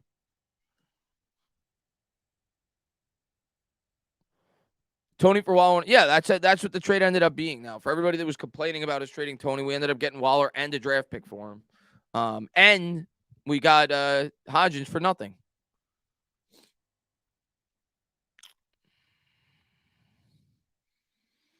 I don't see the point of Campbell, Hardman, or Juju. Well, why not, though? Why don't you see the point? They're not number ones. But we need talent. We don't have any talent. I mean, for the right price, I see the point. It's got to be for the right price, though. LV back to the Cowboys, 2 years, 11. Okay. He gets hurt a lot. Decent signing for them. Eagles have lost a lot of starters. Giants are getting better. The Eagles are losing talent. Have any thoughts on that? Yeah, I'm not going to read too much into that until the year gets underway because the Eagles, The Eagles have a lot of talent waiting in the wings. That's what everybody keeps saying, like Nakobe Dean. They think he's going to be able to replace their linebacker without, much of a difference. Like they feel like they have a lot of young talent that's going to be able to replace a lot of the talent that they're losing. We'll see as the year gets underway. Do I think it'll have some effect on the Eagles? Yeah, but they're still going to be good. They still got a really good line. They still got really good weapons, and they still got Jalen Hurts. So they're still going to be good. But they could take a little bit of a step back. We did pick up James. We did, Darren, but I'm almost positive, and I'm going to look at this. Hold on. I'm not going to say anything before I look.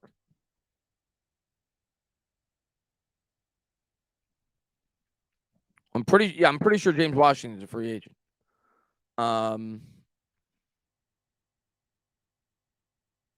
me look.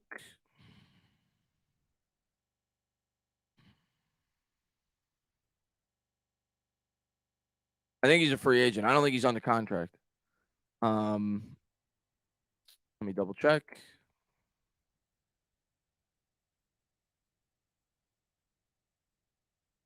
Pretty sure he's a free agent. I don't think he's on the contract for the Giants. We picked him up at the end of the year, but Joe Schoen is the man, and you too, Tan. Joe Schoen's a beast. Joe Schoen was a beast. We should prioritize re-signing sexy. I agree. I mean, I'll show you James Washington's contract status. I got it right here. Hold on.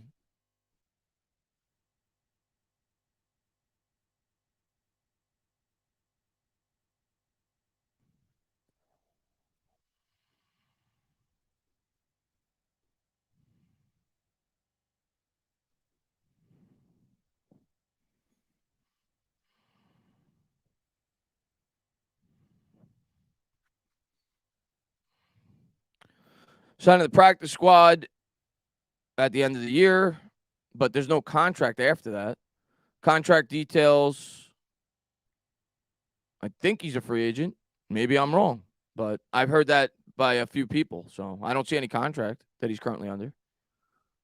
But we'll see. What's up, Mike C? Man, thanks for popping in. Andrew Thomas should get an extension. I wonder what he gets. He's going to get an extension, but I don't think it'll happen this year. I think it'll happen next year.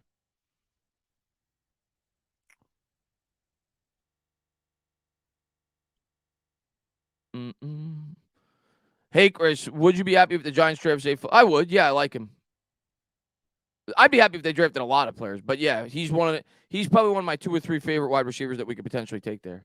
What's up, Brian? John says, Chris, thoughts on Wink himself going to Clemson to study Trenton Simpson? Would you love to see him? Well, was it just Trenton Simpson? They have 3 potential first round picks on their defense that were there today. Trenton Simpson was one of them. They also got Breezy, the really good defensive tackle prospect, and they had an edge rusher, Murphy. So there were 3 potential first round picks there that he was at the pro day for. Listen, I'd be excited if we got another linebacker. There's a lot. Listen, if they drafted any one of those guys in the first round, I'd be okay with it. But I definitely don't think we're drafting a linebacker in the first round. I would be very surprised if we drafted a linebacker in the first round, especially after we signed one for $22.5 million guaranteed. I'm not going to say blown away, but I'd be very surprised. I don't think we're taking a linebacker in the first round. I think what I've thought all along.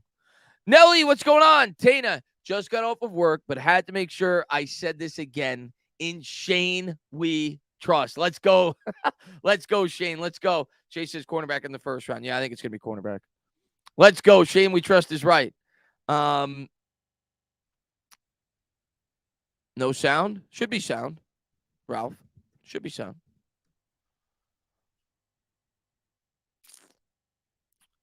Hopefully Thibodeau could turn into a bona fide superstar. I think he's going to. I think Thibodeau's going to have a monster year next year. What's up, Saber? No, another good linebacker certainly wouldn't hurt, but I don't think we're taking one in the first round. Did OBJ sign with the Chiefs? I did not hear anything like that, but I'll let me pop on Twitter. I haven't heard anything about OBJ. Let me see.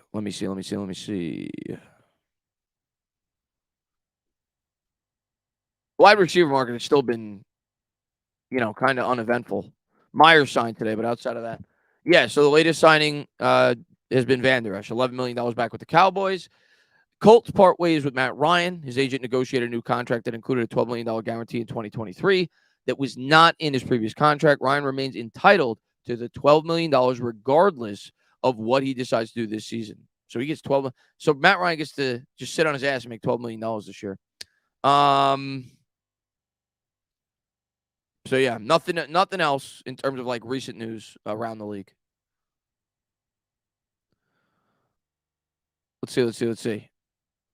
Raphael says, time to win the division. Been a long 12 years. Let's go out there and let's knock some heads, man. Let's go, man.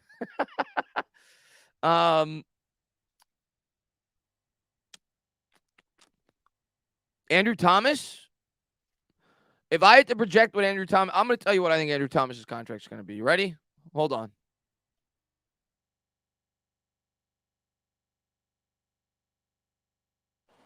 I'm going to live in the world of reality. Not in this world where people say, $25 million for a quarterback for Daniel Jones. Okay, I'm going to tell you what Andrew Thomas is going to end up signing for. You're gonna throw up. Well, not throw up because everybody loves Andrew Thomas, but you're not gonna be happy with the number. So the cap goes up. I don't know when Trent Williams signed this contract, but right now the highest paid left tackle is $23 million a year. And I don't think that's based off this market, but let's even say that it is. I think Andrew Thomas is getting extended next year when the cap is probably going to be roughly 10% higher. So add $2.3 million to this. Andrew Thomas is going to get $25 million a year on average. That's what he's going to get. He might even get a little bit more, but he's going to get probably about $25 million a year on average. I would guess it would be 5 years, $125 million, and it will probably be 70 guaranteed, something like that. He's going to get a big contract. He's going to be the highest paid left tackle. That's the way it works. He'd probably get $25.5 to $26 million if I had to guess. Big contract. Anybody sign Kenny Golladay? No. Kenny Golladay is still a free agent.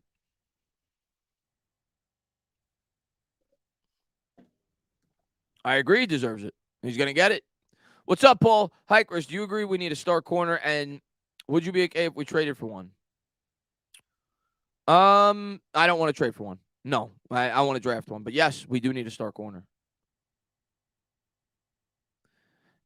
And Will, he says, Neal and Gawinski need to take a major step forward. I don't think you're going to get a major step from Gawinski. I think you're going to get one from Neal. I just don't think Gawinski's very good. I didn't think he was very good last year when people were like pretty excited about him. I thought he played on a good Colts offensive line, and there was a reason that we signed him for not a lot of money. If he was good, other teams would have came calling. He's known for his run blocking, and even his run blocking last year wasn't great. So Gawinski is what he is. He's a stopgap. He's not going to be here after this year. What's up, Alex, man? Thanks for popping in. Luis says, Chris, who is the free agent at wide receiver you want the Giants to sign? All right, let's take a quick look at the free agent wide receivers. Let's see who's available, right?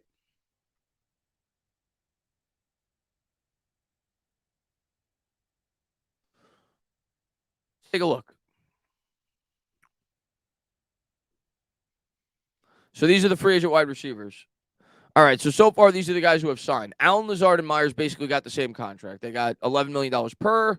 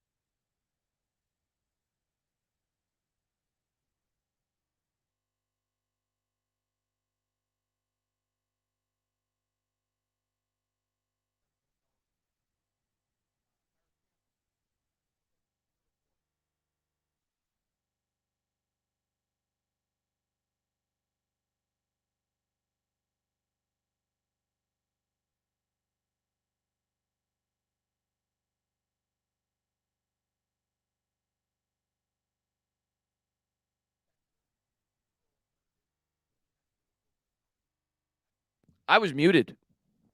I must have hit the mute button by accident. Oh, I love this guy. Matthew. You know what? I see Matthew troll too much.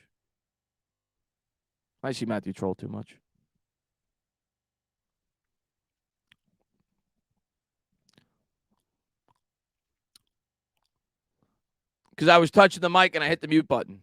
What's up, Rob? Travis, man, thanks for popping in. Okay, so briefly to go over the wide receivers. Odell Beckham, of course. What's his mark going to be? I don't know. Maybe $10 to $12 million. Scotty Miller, 3 to 4. A guy that's a cheaper option, perhaps. Slayton, I kind of feel the same about him. If you could get him back for around that price, 3 to 4, I'd be okay with it.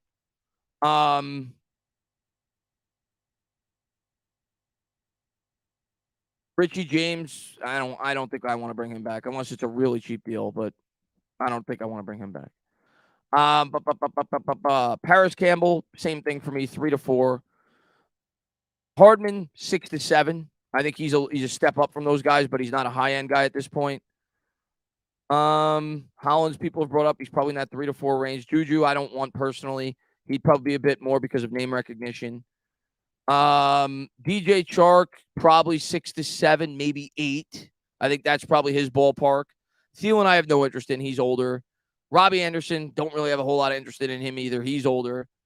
And then the guys that have already signed, the thing is, like, we see the top of the market. It's $11 million a year. I don't know if you guys heard this. I don't know if I muted myself already at that point. Lazard and Myers have signed for 11, but the floor appears to be around what Robert Woods signed for. That was about $7.5 million a year. So I expect the majority of these receivers to come in between 11 and 7.5. So Chark will probably go for 8 or 9. Juju probably the same. Maybe he hits 11 if a team's willing to give it to him. Hardman probably around 7 or 8. So, like, they may be going a little higher than the Giants are comfortable with. Campbell, I think, will be below that. So those are some of the names that are available. And I'm sure they'll pick one, the one that fits their budget that makes sense. But, yeah, I muted myself, so apologize about that. Let's see what we got. Let's see.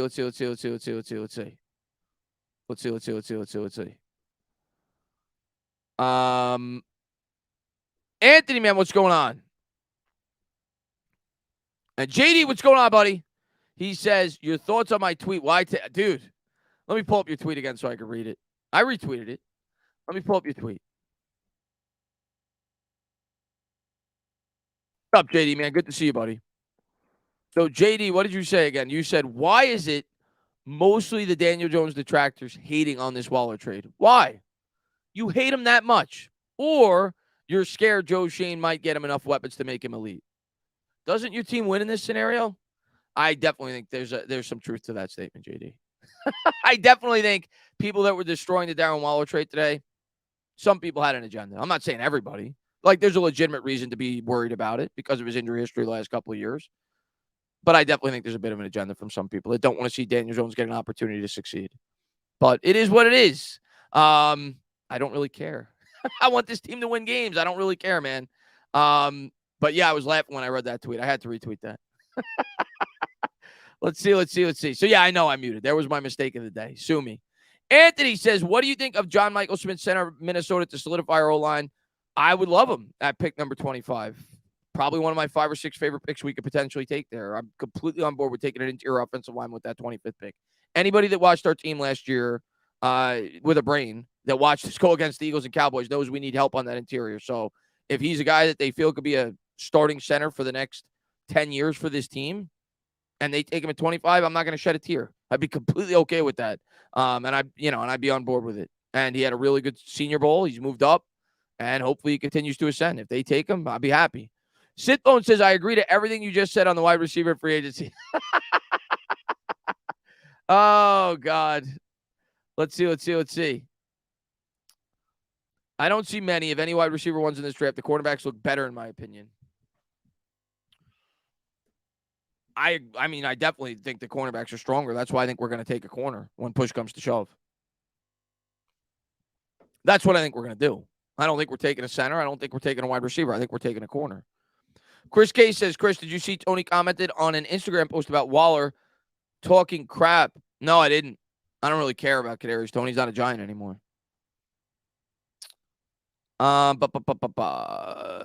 Chris, did you find that? No, they're all gone. Everybody that he said, they're all gone. I think he said, yeah, all three of them signed. So they're not Giants. Let's see. Stop talking logical, Tana. You might be accused of making excuses. Most mocks say Schmitz is gone before 1 to 25. Zay Flowers only top tier wide receiver left at 1 to 25. We're going corner. I think people need to realize that that's probably what we're going to do. But it's not a lock, but that's where I think it's trending. We should sign Golladay for $20 million. Yeah, I think that's a great idea. If you're an Eagles fan, I think that's a great idea. Not if you're a Giants fan.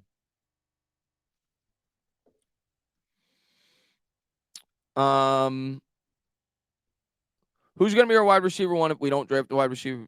We're not going to force it, though. They're probably, unless we trade for like a DeAndre Hopkins or we trade for, one of these other guys, we're not going to have a legitimate wide receiver one to start the year.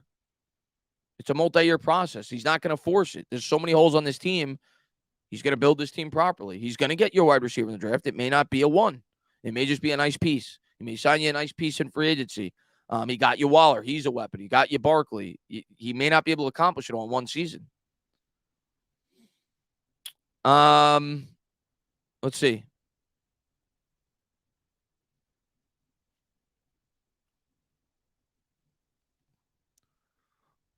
Who are some of my favorite corners in the draft? I mean, there's about 6 or 7 corners I could see us drafting in this year's draft. I mean, I love Gonzalez, but he ain't getting to us. Joey Porter, I love out of Penn State. I think he fit our scheme perfectly. Deonte Banks, rather, out of Maryland, I really like. Probably going to have him in my next mock, if I had to guess, at pick 25. I don't know where he's going in these mocks, but I think there's a good chance we could take him. People like Forbes. There's 5. So there's a lot of good corners. I don't think I mentioned Witherspoon either from Illinois. So there's a lot of good corners, and I think we're going to grab one of them. I don't think all of them are going to be gone by the time we pick. Let's see. Chris, check at NFL Twitter. Let me take a look.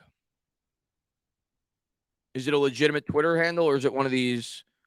Is it like, are you talking about like the legitimate NFL Twitter? Let me see. Oh, there we go. It's been a giant offseason for Big Blue. There you go. There you go. Let me pull that up for the chat.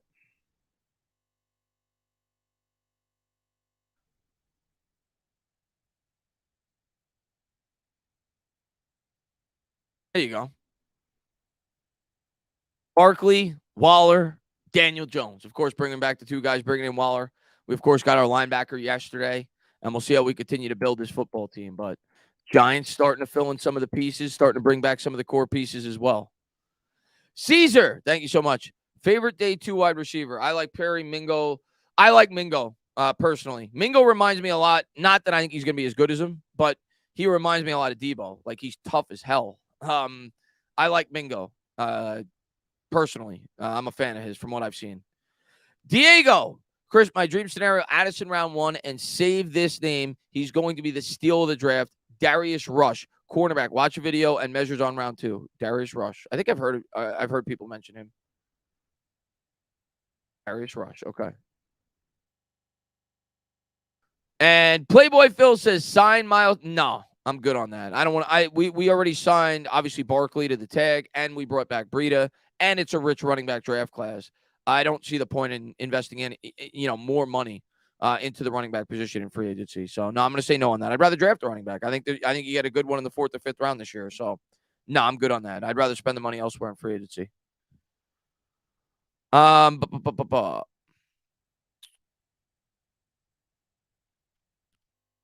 Anthony says, hey, Dana, could cornerback Byron Murphy be a potential free agent to pick?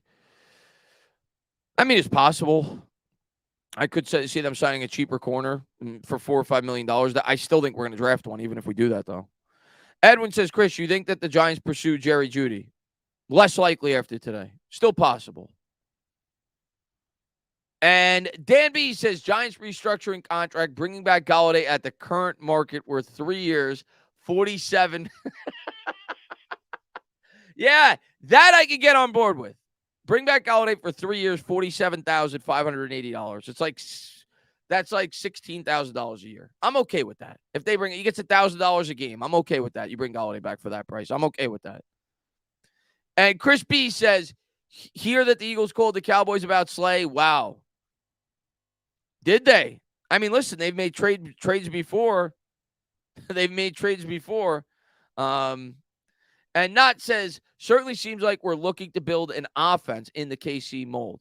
Offensive line and quarterback have to be the priority in the first now. And I think they're going to be. Like I said, I think we're going to sign a wide receiver, and then I think we'll probably draft one in the second or third round. But I think we're going to sign another wide receiver, and then we're going to attack corner probably in the first, and probably offense. If I had to guess right now, if I was doing a mock, I think, and I got to see what we do throughout the rest of free agency, I think we're going to sign a wide receiver. Which one I don't know. We're going to sign a wide receiver. And then I think we're going to draft a corner in the first. I think we're going to draft a center in the second. And I think we're going to draft a wide receiver in the third. If I was doing a 6-7 round mock today, I would say we're going to sign a guy like a Chark in free agency. We got Waller. Wandell coming back. We're going to draft a wide receiver in the third. We're going to draft the corner in the first. We're going to draft the center in the second. That would be my guess. That's without knowing who's going to fall, but that'd be my guess. I'm hoping for Josh Downs out of North Carolina. He's a second-round target. But, yes, a lot of people like him. And the dude from Princeton, yes, he's a possibility. He had a good combine, too. We'll see. We'll see.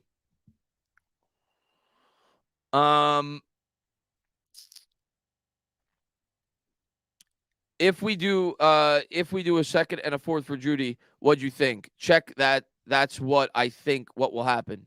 Well, we'll see. I'm going to lean that doesn't happen, but I would not be upset.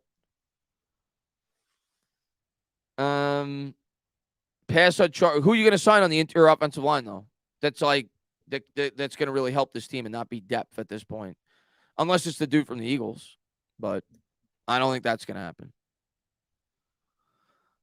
I don't think we need to move up to get what we need, in my opinion. I agree. There's too many good players in this year's draft. There's no reason for the Giants to give up a ton of draft capital to try to move up 6 or 7 spots. If there's a player they love that's falling short, I'm not going to completely rule it out, but I don't think we're moving up. I think we're staying where we are. Dalton Reisner, we'll see. Let's see how the rest of that's just me guessing. Maybe they do use the money on an offensive lineman, and then maybe they go wide receiver and corner with their first 2 picks. We got Odell. Oh my goodness, you're trolling, dude. If we got Odell, the whole chat would be. I'd have 5,000 people in here if we got Odell. We didn't get Odell. What's up, Cookie Bro, man? Thanks for popping in the stream, man.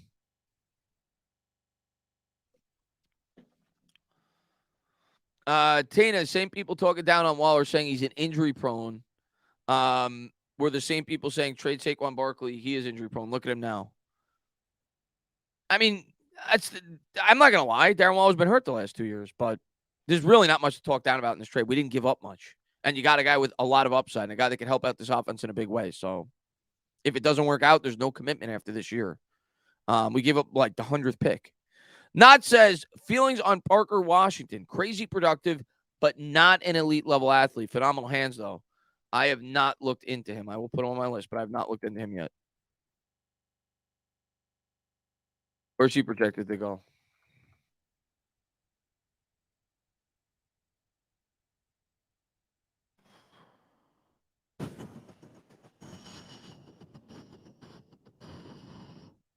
$5'9". You got him going in the 4th. Yeah, I'm not even gonna lie to you. I've not looked into him yet, so I don't know. I watched a few Penn State games, but I don't remember him. So don't know much about him. Chris B says, "Good day for your Giants and my Cowboys. You all got a good tight end, and when healthy, we got our number 2 corner. Plus, the Eagles paid for Bradbury." I don't know what they were. Well, I don't want to say I don't know what they were thinking. He's a good player, but I think they could have used that money better, personally. And yeah, good day for your Cowboys. You got yourself, and you didn't give up much. You got yourself a nice a nice cornerback, and you didn't give up a whole hell of a lot to get him. He could at least be a nice 1-year stopgap for you.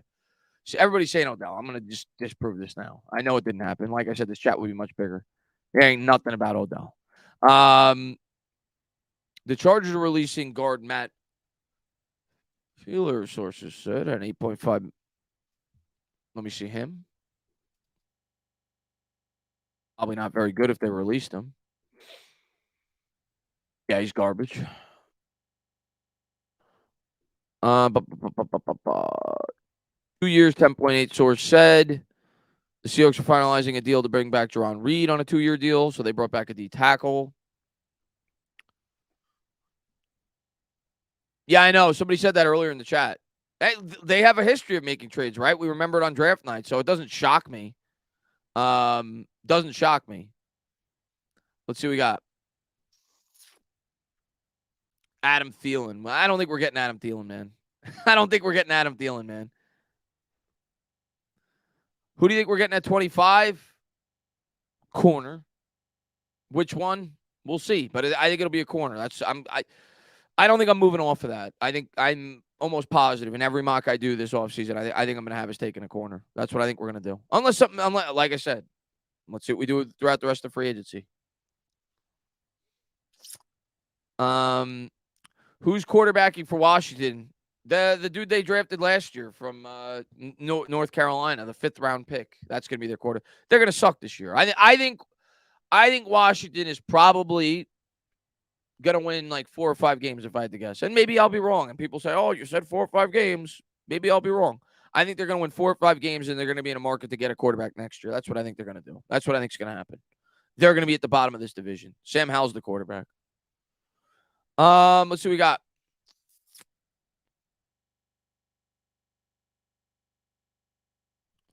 Trey Palmer, wide receiver, Nebraska, fastest wide. Yeah, he had a really good. Yes, he helped the stock. Thielen has 30 touchdowns. Well, let's see Adam Thielen. I mean, he's also, let's factor in that he's playing opposite the best wide receiver in football. But yeah, he had 14 touchdowns in 2020. He had 10 touchdowns in 2021. And last year he had 6. 70 catches, 716 yards. I'm not saying he's a horrible receiver. I wouldn't be upset if we got him for a cheap deal. But I don't think he's a guy that's going to get me like ultra excited. Let's put it that way. He's decent. He's okay. Durant says, I think Waller just wasn't a McDaniels guy. I hope he pays off. Like Moss to New England type trade of stupid dividends. Stay sober. We'll see. I mean, listen. It's very little risk, very high potential reward for Darren Waller. When he's healthy and when he's on the field with a play caller like Mike Kafka, I have faith that they're going to be able to get some production out of him. J-Tac says the Draft Network has a good analysis on Parker Washington, another guy who is quicker than fast-built like Debo with a similar skill set. Well, those are going to be the types of receivers we're looking for. Everything that you hear from Joe Schoen, he wants versatile receivers. He wants guys that create quick separation. Those are the types of receivers we're going to be looking at. V. Christian says, would Flott start next year? Draft Tank Dell also. No, I think as of now, maybe him or Aaron Robinson, but we're going to draft the corner. The guy that we take in the first round, if they do what I think they're going to do, is going to start opposite of Dory Jackson on the outside. That's what I think is going to happen. Harry, he says, do you think the Giants will change their offensive scheme with the addition of Waller? No, they're not going to change the scheme. No, they're going to use it. They're going to use him like a wide receiver. I mean, that's basically what he is. They're going to play him up the seam, but no, I mean, they obviously have a image of how they want to use him in this offense. They wouldn't have made the trade if they didn't. But do I think they're going to completely change their offensive approach because of Darren Waller? No, I think they feel Darren Waller is going to enhance the offense. And Brian Daboll has always been the type of guy that has molded his offense around his players. That's why the players in Buffalo loved him. So they're going to have probably similar route concepts, but I'm sure that they're going to mold their offense to fit around the strengths of the players on their team.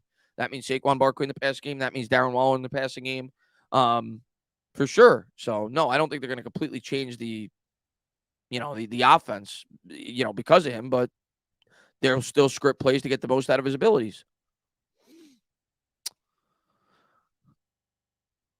Let's see. Flat out, Waller is better than any backup tight end we had to use. Belly got hurt.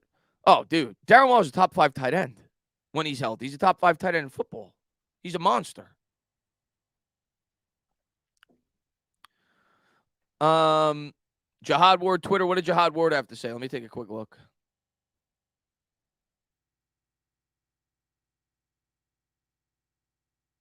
That was 8 hours ago. Oh, no, that's Tony Jefferson.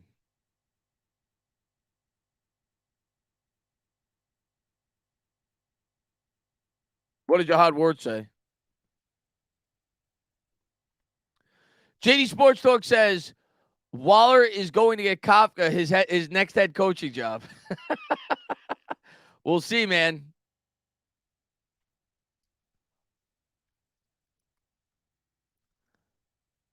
And Mike says, do you think OBJ is still possible? Yes. Likely no. I've always thought it was possible. I don't think it's, probable. I probably put it at like 10%. But it's possible. I just don't think it's going to happen.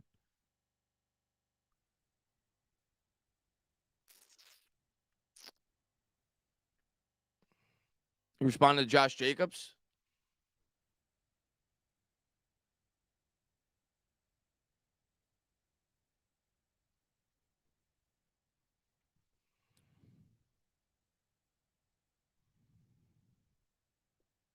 Oh, Josh Jacobs said he was sad because they lost Darren Waller.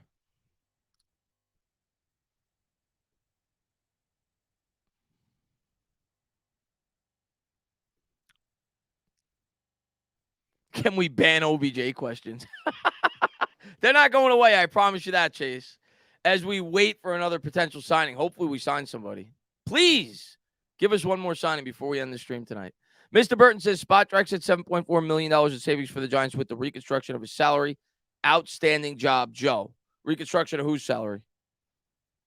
Let me take a look at Spot Trek on maybe you got that from Twitter.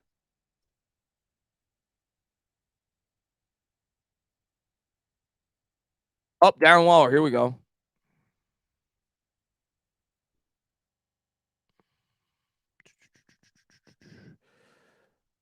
Darren Waller leaves behind just $660,000 of dead cap hit to the Raiders, freeing up he freed up $11 million of space for them. I don't know. I'm waiting to see the what they decide to do with all these contracts, so I can look at the 2024 cap. Once we see what they do with all these signings that they bring in. Jack says I'm expecting a Leo reconstruction soon too if we are signing another starter. Hopefully, I would hope that there's no way we're cutting Leo. And I saw that Dan Duggan brought it up, and I thought it was a great point. But there's no way we're cutting Leo. For everybody that says, oh, you could save $12 million, Dalvin Tomlinson just signed for $15 million. What are you going to get for $12 million that's going to be better than Leonard Williams? So there's no way we're cutting Leonard Williams. For people that have brought that up as a possibility or something that they think the New York Giants should do, that's not happening. He's either going to play out the year as a Giant or we're going to extend him and spread out the money that way. So we'll see. Let's see. Well, he's not a good deal, but he's not worth cutting just for $12 million in savings. If we find a way to keep our first round and get Diop, then draft a corner. I'm sure that they'll entertain it if the right deal is there, but I don't think they're going to give up a ton more draft capital than they already have, but we'll see. I expect another huge signing tomorrow. Maybe we'll get another huge signing today. If they do, I'll definitely make a video on it after this if it doesn't happen during the live stream. But I'm probably going to wait to just make one big video, just recapping the entire free agency probably after tomorrow. I'll probably make a big video on all our moves. JD says, Toney, I still can't believe Shane did this. What, dude? Shane's a genius, man. Well, I don't want to use the term genius because then somebody will clip that. Oh, you said this. But Shane traded Kadarius Toney. He got a third and a fifth, and then he spun that third for Darren Waller.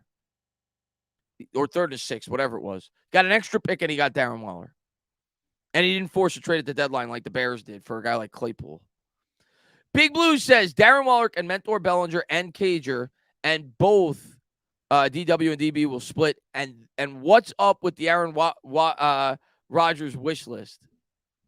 What do you mean? What did I miss about the Aaron Rodgers wish list? I have not been keeping up with Aaron Rodgers today. I know that he's trending towards going to the New York Jets. Let me look that up on Twitter.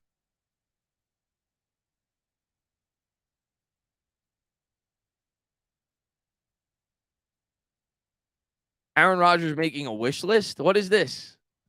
Aaron Rodgers provided the New York Jets with a wish list of free agents he would like them to target and acquire per sources. It includes Randall Cobb, Alan Lazard, Mercedes Lewis, and Odell Beckham.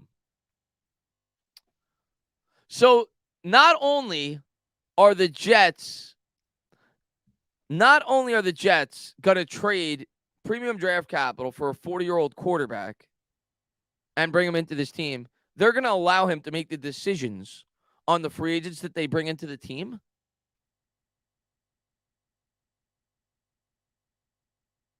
And the Jets are kind of handcuffed at this point because what option do the Jets have but to fold to his demands? Jimmy Garoppolo just signed. Derek Carr is signed. Daniel Jones is signed. You're not really in a position now to draft a quarterback. And it's kind of like you've built up your fan base with the idea that you're going to land Aaron Rodgers.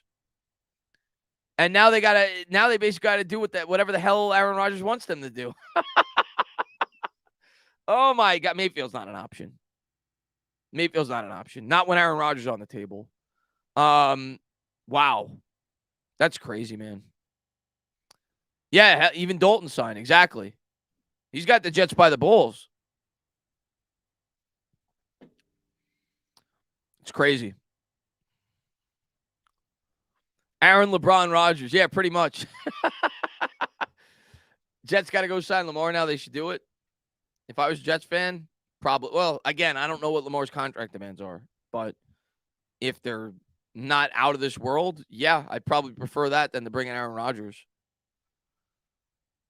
And Justin says a big name like Waller can hopefully bring others. Hopefully. I don't think it's gonna, but hopefully. Exactly right. He's got the Jets by the balls. That's what it looks like. Jets have Brissett as an option. Yeah, good luck with that. Good luck with that. It's all about Rodgers in his world. It makes me sick how he's making everyone wait to see what he's going to do. I say go play with you. Chris, could you check the cap space? It's $3 million right now, but it means nothing. It means nothing. There's really no point in even looking at the Giants cap space until 2 weeks after free agency. After you see how they construct these contracts, I would say in maybe a week, 10 days, that's when I'll take a look at their cap space for 2024 and the effects that it had. Right now, they're still going to structure all these contracts. They're going to move money around. The Darren Waller contract may not stay the way that it is. The Barkley contract, the Dexter Lawrence contract, the Leonard Williams contract, any other free agent that they may bring in, they're going to structure. There's really no point in looking at the cap space right now.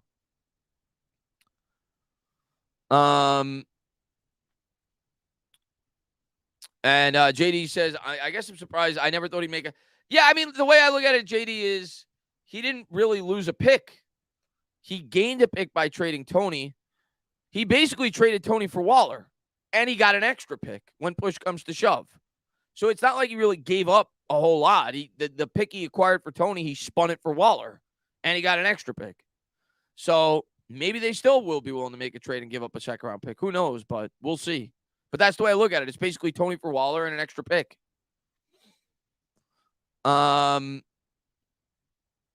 see.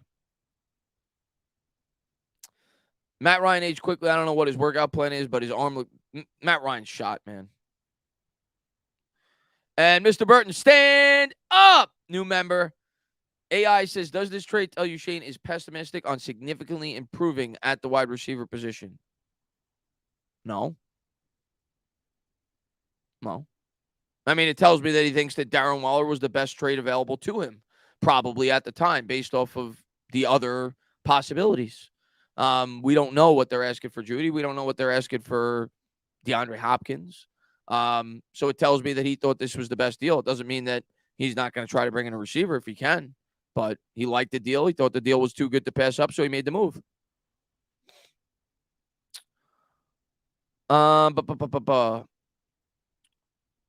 right, here's listen, I'm going to destroy anybody that is destroying the Bobby, let me make sure I pronounce this right. Okereke. Hopefully I pronounced that right. Anybody that is destroying the Bobby Okereke contract, I'm going to kill that argument right now with a tweet I put out yesterday. Okay? You ready? I'm going to kill that argument right now.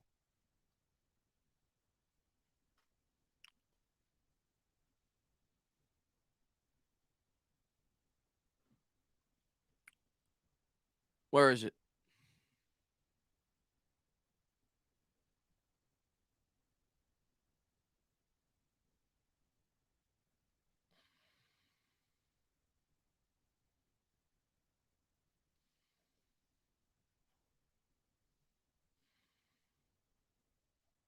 There you go.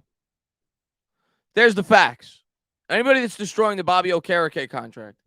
2020, when the salary cap was $198.2 million, so $27 million less than it is today, the Giants signed Blake Martinez at the same age, 3 years, $30.75 million. That's $10.25 million a year for $22.5 million guaranteed, the same exact guaranteed money that the Giants signed Bobby Okereke to. Giants 3 years later, when the salary cap was $225 million, $27 million more, got him for the same exact guaranteed money and less on the per year average salary. So no, I don't think there's anything horrendous about this contract. I think it's a guy that they clearly view as a guy that fits their defense, a guy that has upside, and it was $22.5 million guaranteed. There's nothing horrendous about this contract at all. Anybody that was saying it was a horrible contract, I completely disagree with. Let's see what we got. Sticky Fingers says, have to be that guy, but the Waller acquisition should give me Rudolph vibes. He's better than Rudolph though, man. But I understand that you're worried. I'll wait to see production before I get hyped. Would love to be wrong. We all would love to be wrong, but if you're negative about the move. But no, he's much better than Kyle Rudolph. But I understand in terms from an injury standpoint. Bill Hartnett says, tag you with a Twitter with a video of him pronouncing it. Yeah, a bunch of people did, and I'm pretty sure I'm pronouncing it right. Bobby Okereke. I think I'm close at the very least. Not says Waller for Toney is an all-time robbery, elite tight end. And Playboy Phil says, did you watch the Giants Life episode 1 today? I did not. I was working. I saw a couple of clips of it. I didn't see it in its entirety, but I am going to watch it. They seem to talk heavily. I saw that clip where they talked about the wide receiver in the meeting room while being at the combine. They're definitely drafting. I think they're going to draft multiple receivers, just a matter of when they do it.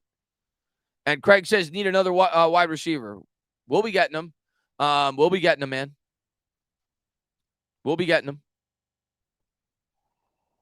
But we're definitely getting multiple wide receivers. Just may not be in the first round. KTW says, we got to think about wide receivers that nobody is thinking about. Us trading for just like nobody thought about, like Waller. I'm sure Shane's going to go. He's going to look under every cushion. He's going to look in every crevice to try to get the best wide receiving core he possibly can next year while still improving the rest of this roster. But it's got to be responsible. But I see nothing wrong with this contract yesterday at all.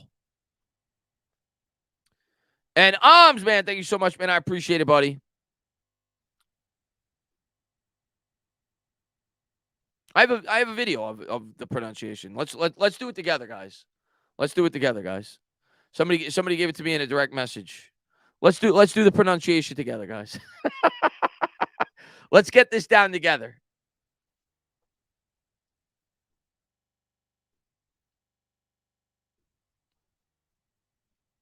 I mean, Okereke is kind of a hard. Okereke. That's from the man himself. Okereke is kind of a hard last name to say. Okereke. Okay, Okereke. We got it. There's the pronunciation. Okereke. Parker Washington, the fourth, Shane Brain time. Let's go. What's going on, Andrew, man? Great moves indeed, man. I'm pumped up, dude. Okereke. What's up there, Stu, man? Thanks for popping in, man. Well, it's easy, like, once you hear him say it. It's like when the Giants drafted Osi Umenyiora, like, everybody was like, how the hell am I going to say that? But after you got used to it, it's like Umenyiora. But when they first drafted him, I looked at them like, what the hell? Is it Human Yoiora? Well, so, yeah, but once you hear him say it, Okereke. What's up, D-Nice Man? Thanks for popping in, buddy. This offseason feels like the 2021 offseasons, in my opinion. We are not good enough to make the next step with free agency, signing aging, injury-prone players. It's a race to mediocrity, not opening a legit window. Hey, that's your opinion. Let's call him Bobby O.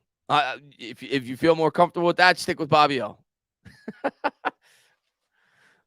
Would we need to Okereke. I'm very curious. What do we do for our interior line? Draft. We're drafting an interior offensive lineman. Just a guy says, that's why I said the Jets are a joke. Spend on Lamar.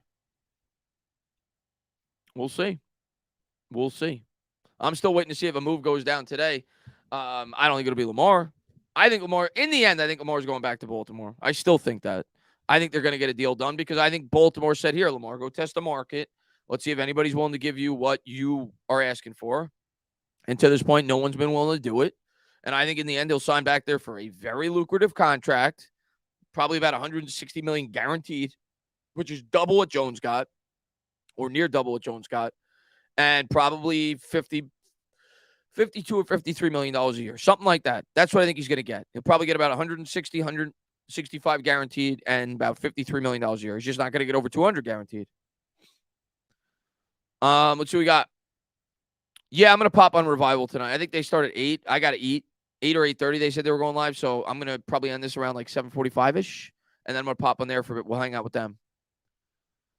Who's going to be paired with Bobby O is the question.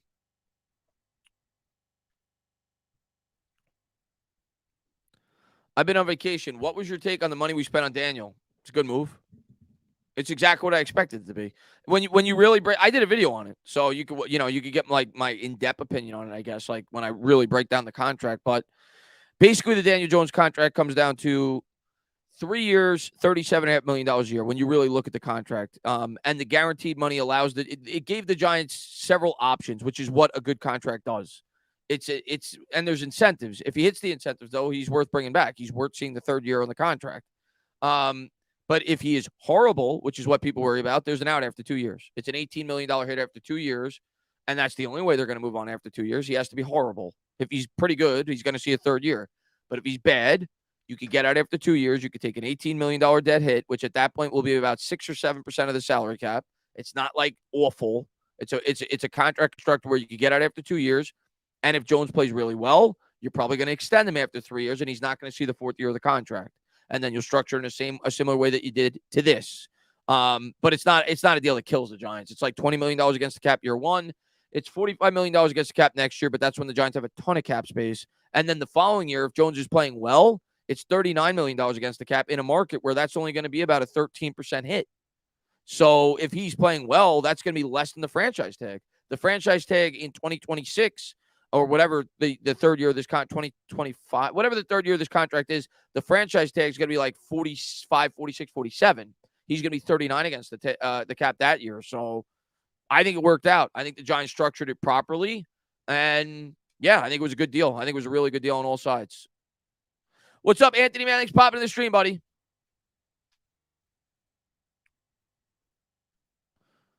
I wouldn't go as far to say he was a top 2 or 3 quarterback. He was a franchise quarterback. I'll agree there. Definitely a top 7 or 8 quarterback. Let's see.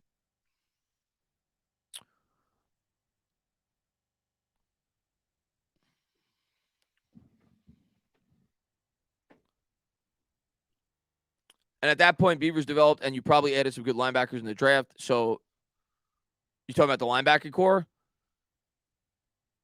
I think we're going to draft another linebacker, but I don't think it'll be early, if I had to guess. And they'll hope that Beavers and McFadden develop as well. But we got our prime middle linebacker. They are not done. Here we go. Did that just come out? Here we go. We're getting some news. Hold on. I'm assuming that's Diana Rossini?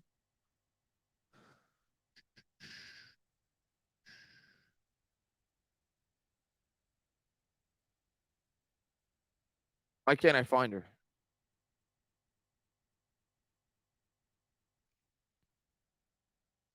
Diana ESPN. I don't know why I can't find her when I type her in the thing. Oh, there she is.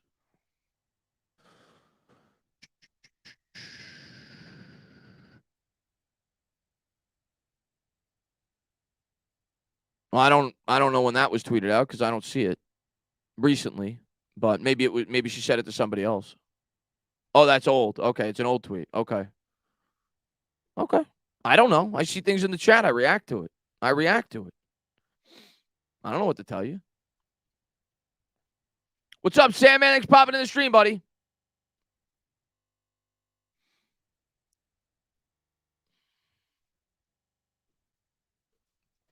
Sean says, entertaining. Does Jones get $40 million a year guaranteed that Lamar gets $80 million a year? No. No. Lamar's going to get double what Jones gets guaranteed, which is that's the only figure that matters.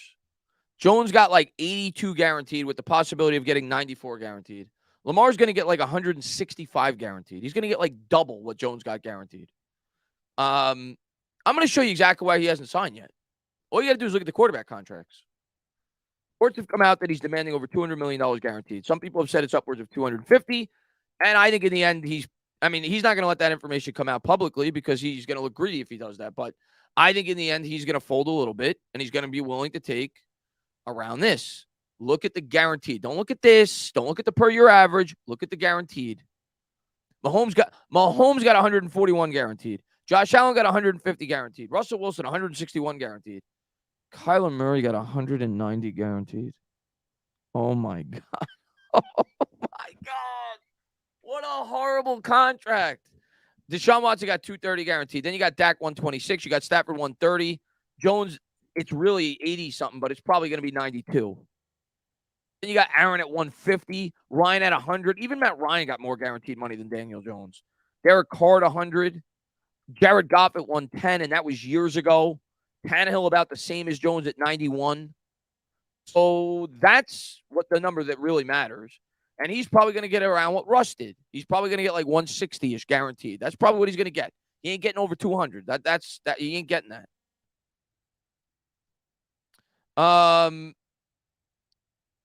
Let's see.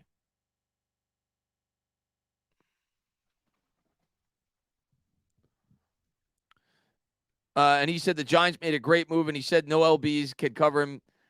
Listen, I think it is a great. I think the Giants made a couple of really good moves. He turned down 5 for 250 with 182 guaranteed. I've heard so many different numbers, but if he turned down 182 guaranteed, well, that's why he hasn't signed yet, because there's not going to be a whole lot of teams knocking down his door to give him more than 182 guaranteed. That's a lot.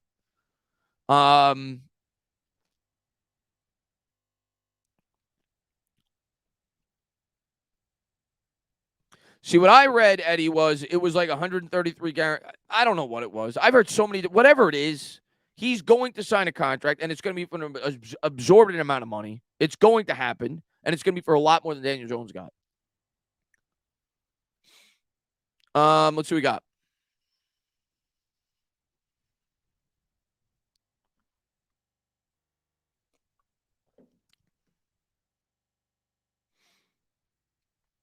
He's going to get more than that. I guarantee it. He's going to get more than $133 million guaranteed. He's going to get at least 150. At least. At least 150. Well, the Deshaun Watson contract was stupid. It was dumb. Yeah, how do you give him $230 million guaranteed? I don't blame teams for not forking over $200 million guaranteed to any quarterback.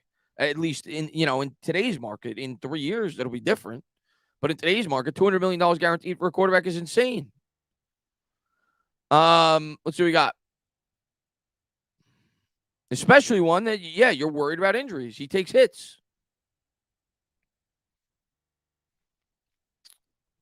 The draft is stacked with cornerbacks. No need to overspend a free agent. Yeah.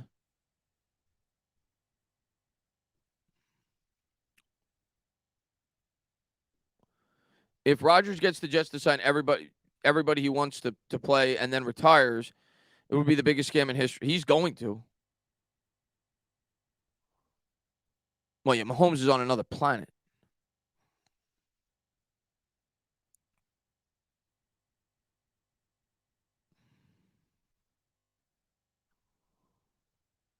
I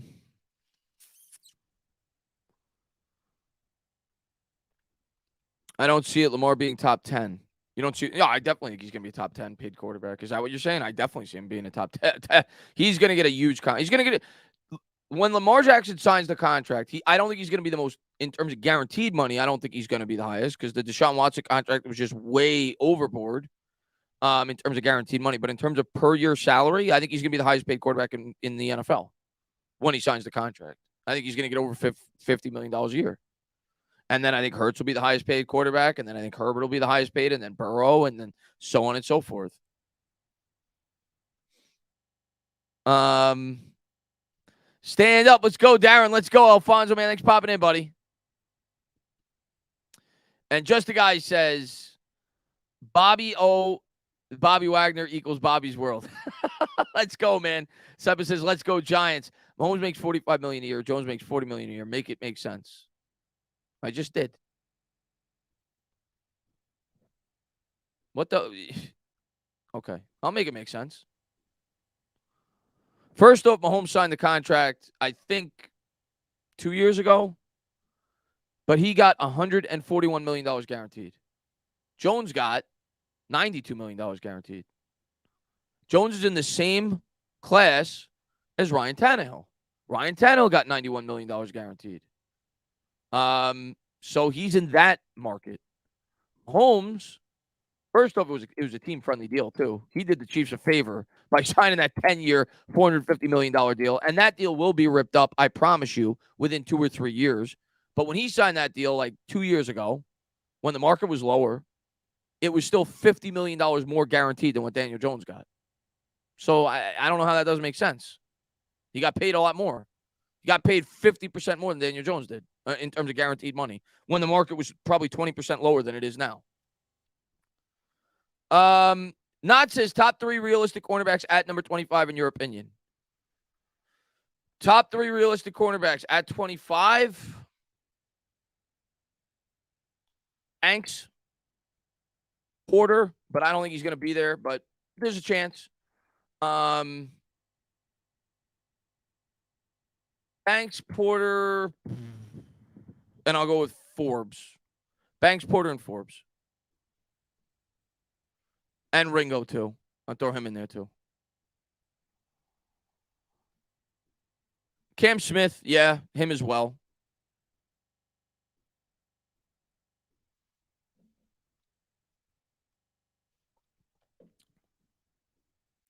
Yeah, the per year money. Listen, anybody that looks at the per year money, you know what Derek Carr signed for last year? Derek Carr last year signed for a contract that was $42 million a year in terms of per year salary. You know how much he saw that? It was 3 years, like $130 million. He saw like 29 of it because the guaranteed money was crap. The guaranteed money is what matters. It's not the per year salary. The per year salary just is what gets the headlines. It's the guaranteed money. That's what matters.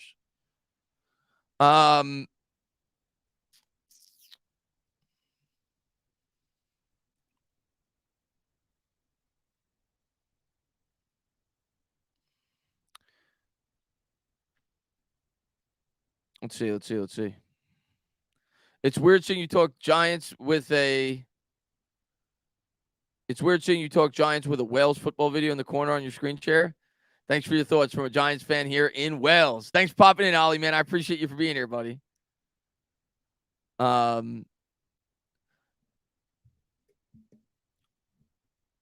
wasn't meant for you, Chris. Oh, no, I know. No. I know, Demon. I know it wasn't meant for me.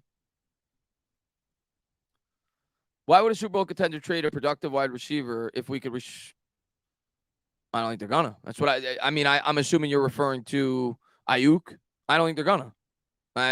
Maybe you're referring to T. Higgins. I don't think they're gonna. They have quarterbacks on rookie salaries. They're in a window to try to capitalize and win a Super Bowl. I don't think they're gonna. I think they're gonna try to win a Super Bowl. I think they're gonna keep those guys this year at least.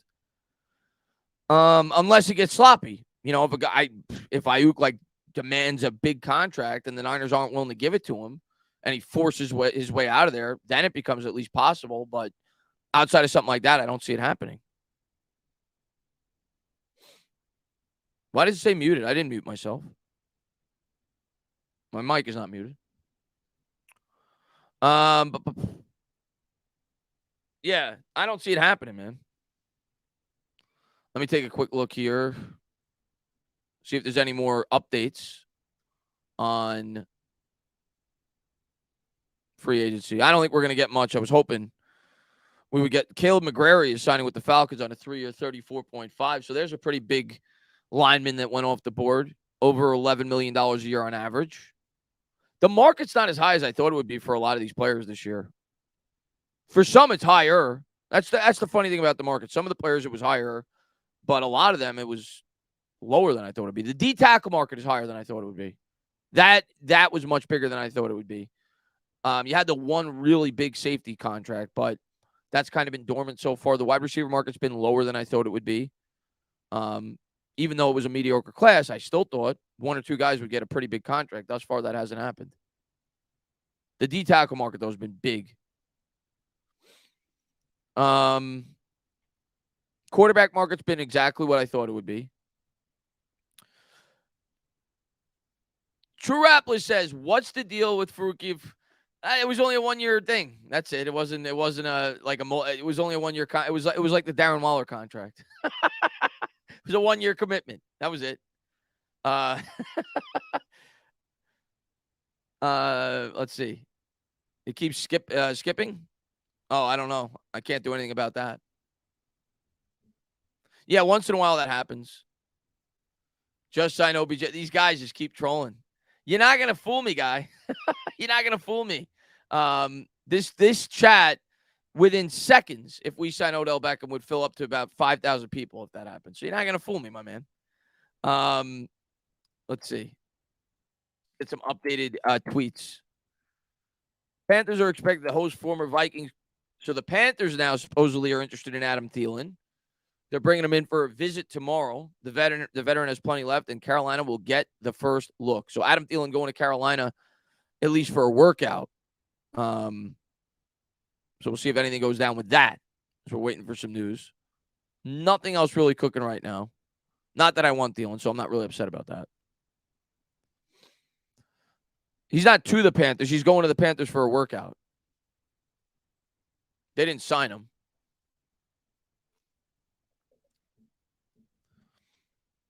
Just traded for Amani Toomer. Per Adam Schefter, the Giants might be in talks with Brandon Cooks. I mean, I might believe that. I'll look.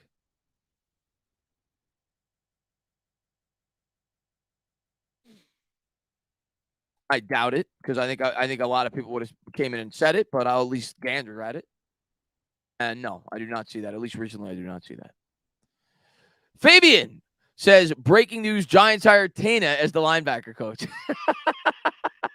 The Cooks thing is completely false, by the way. Anybody, it's completely false. That's not accurate. What do you think it would take to get Metcalf? I don't think he's available. So I don't think we're going to get him.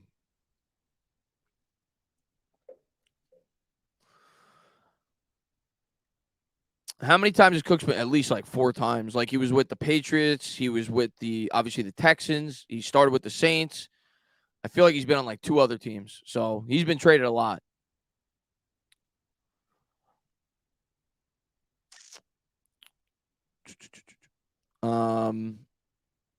I think we get Adam Thielen and draft a wide receiver. Maybe. I don't think so. I don't think we're going to get Thielen, but we'll see. Let's see. Got to be Judy. Oh, somebody just responded to one of my tweets. And if there's any updates, I'm going to go for about another 15, 20 minutes because then I'm going on another live stream. Go check them out. Bunch of great guys if you haven't. New York Revival. I'm going to pop on their stream tonight. I don't know I think they're going live at 8:30. So I'll probably be over there. I'm not going to go on it all night because I'm going to be exhausted. And I got work early tomorrow. But I'll be on there for maybe an hour. Talk to them about it too today. This is interesting. The Panthers are I already read that. Yeah, nothing new to report. Nothing hot's coming out right now. I will keep my Twitter feed up and follow along with you guys. But there's nothing right now. Let me share the Twitter, and we'll get to see if new notifications come in as I'm talking to you guys. But nothing right now. Maybe some of you guys in the chat will tweet something at me and you'll pop up in my feed. Mello says, how's Colin Johnson looking? He's under contract with the Giants next year. It's $1 million. I don't think it's guaranteed. I have not heard anything in terms of like his injury status, but I think all signs point to that he's at least going to get a shot in camp this year, and we'll take it from there. Giants Wire? What about Giants Wire, Mike B? What about Giants Wire? Yeah, see, Rayo just popped up. What about Giants Wire? Why isn't it popping up? I follow Giants Wire, so it should be popping up. Giants Wire put in an article.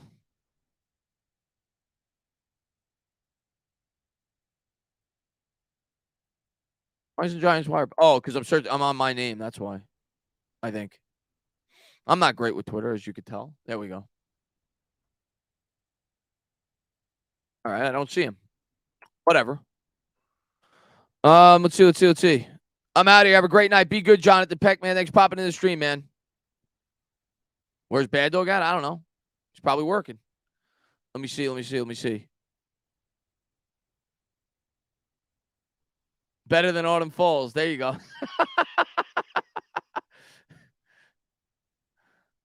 Let's see. And Sticky Fingers says, the Bulls on you showing your feed live. You sure we ain't gonna see any thirst traps? I don't do that. Somebody hacked my Instagram account and followed a bunch of women. I don't follow those people on Twitter. I couldn't believe it when I saw. I didn't even know that people showed that stuff on Twitter. But yeah, that's all over Twitter. I see people that I follow those people every now and again. But no, I don't follow that. I have no shame in my game. Basically, all I talk about on Twitter is Giants. So anything you see pop up on my feed is going to be people liking something that I said about the Giants, or it's going to be like an NFL insider, or basketball maybe, but that's about it. Let's see. Oh, Bad Dog cold and sick today.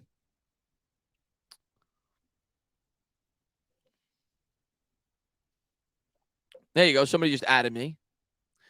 MY Giants, please win. Let's get in. But we'll see. We'll see if anything pops up before the end. I'm going to be here. I'll go for another 20 minutes. We'll see if anything goes down. I'm still waiting to see if we get something from Adam Schefter, one of the NFL insiders, Ian Rappaport, as I talk to you guys. What's going on, King Sean, man? Thanks for popping in the stream, man. Make no mistake, Giants need 3 new offensive linemen. I think we need one. This year, I think we need 1. You're not going to get 3. I think you'll get 1. Nothing's happened, man. I'm waiting to see if anything happens. I'm keeping the feed open to see if anything goes down in the next 15, 20 minutes.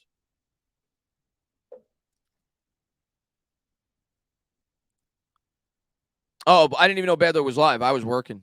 I didn't even know he was live earlier. Let's see. Rayo added me. Let's see. Coming soon to the Big Apple. Darren Waller and Saquon Barkley. There you go, Rayo.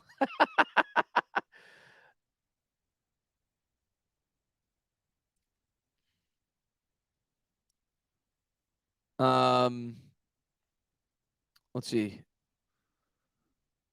There you go. Pete just popped up. He's watching me live. Giants in talks with Nicole Hardman. Oh, per tickle my pickle nuts. Okay, G-Man for life. Good job, buddy. Imagine Lamar in this. Yeah, well, that ain't happening. You can imagine, but Daniel Jones, the quarterback. Love hanging with the entertainer on my snow day. What's going? Appreciate it, Demon Man. Join late was fun. Oh, there we go. You knew you were going to get one of these. Somebody in the stream's at me with, I'm guessing that's, Autumn Falls from yesterday. Breaking news, quarterback Daniel Jones is now dating adult film star Autumn Falls. Somebody added me regarding Adam Schefter. Let's see if anything went down.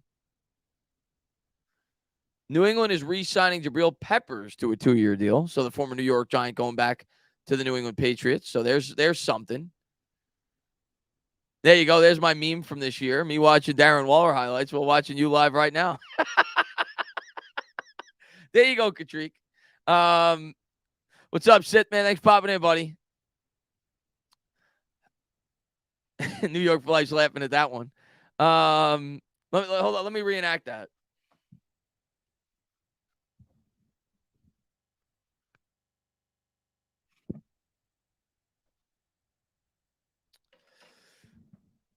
Let's see if anything else is going down. Yeah, Jabril Peppers got re-signed. Saw that news. What's up, Jacob? Butt Crack Sports. I'm sure that's it. That's somebody just added me with somebody that's named Butt Crack Sports. I'm sure that's a very reliable source. That sounds like he's a typical. Let's take a look at Butt Crack Sports' profile. Report: Aaron Rodgers will not officially sign with the Jets until psychedelics are decriminalized in New Jersey. So there you go. Hot off the presses, Butt Crack Sports just came up with a big news report regarding Aaron Rodgers. He's not going to go there until such time they legalize more drugs in the tri-state area. And Knott says, at the end of the day, Toney brought us Darren Waller and helped prevent an Eagles Super Bowl. Put him in the Ring of Honor. I'm with you on that, man. He was worth the first-round pick at the end of the day, right? All things worked out.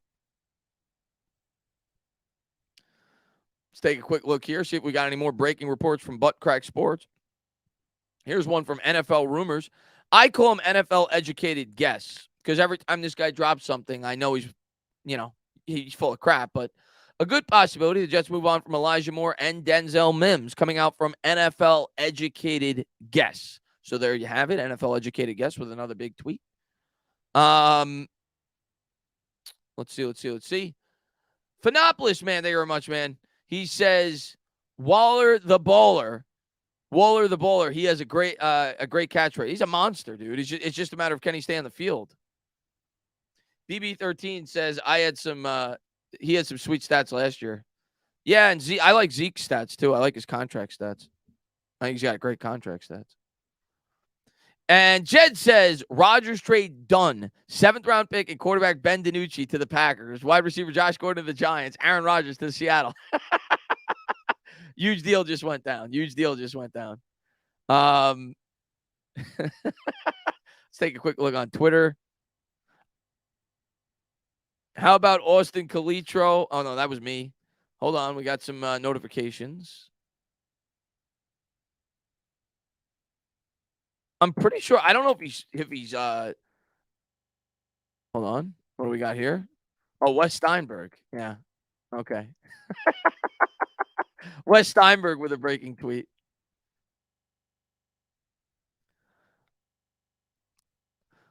Sup, Chris? I love the Waller move, and I don't think Shane is done. I agree with you. I think we still have another move left in the tank for sure. I think we're probably gonna bring in a wide receiver, and I expect that probably tomorrow.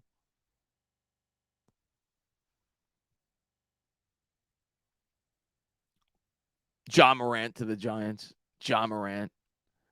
What a god. I don't know what's going on with John Morant, man. Malik Wright. He seems like a cool guy. I went on his podcast once, but he's not like an insider. Nothing right now. Schefter dropped something recently. Let me see what he said. Oh, that's just the Peppers news. We already knew about that. Joe Shane right now. He's cooking something for real.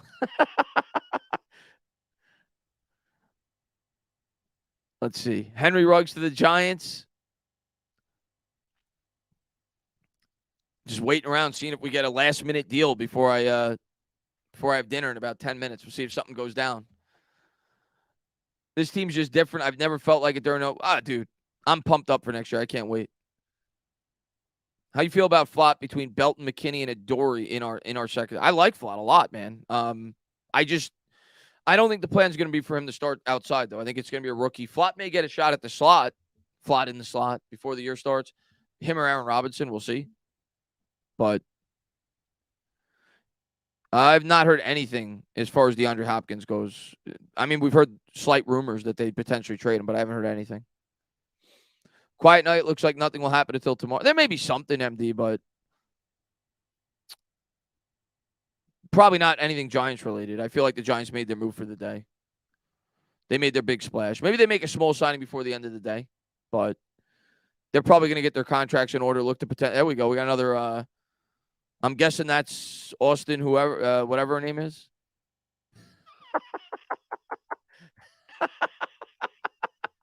Jesus, you guys are the worst, man. So I'm getting spammed on Twitter now. Let's see. Who's the Cardinals quarterback until Murray comes back? Didn't the Cardinals sign somebody yesterday? Or maybe I'm confusing them with another team. I thought they signed a quarterback yesterday. Maybe I'm wrong on that. Yeah, I'm dating Autumn Falls, man.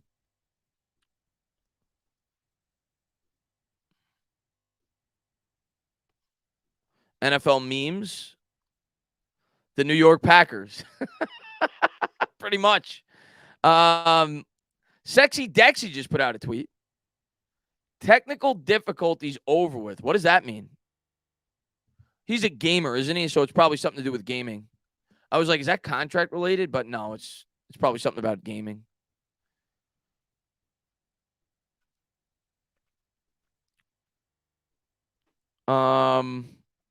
Breaking news, Tom Brady returns after he sees how much. Yeah, he streams on Twitch, yeah.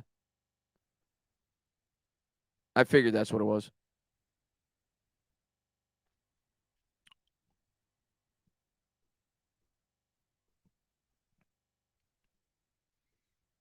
Darius Slayton. Let me see what he said. Giants Money says, bro thinks he might be on the team. Absolutely nobody better. Hit your knees and pray. Who's stopping this offense?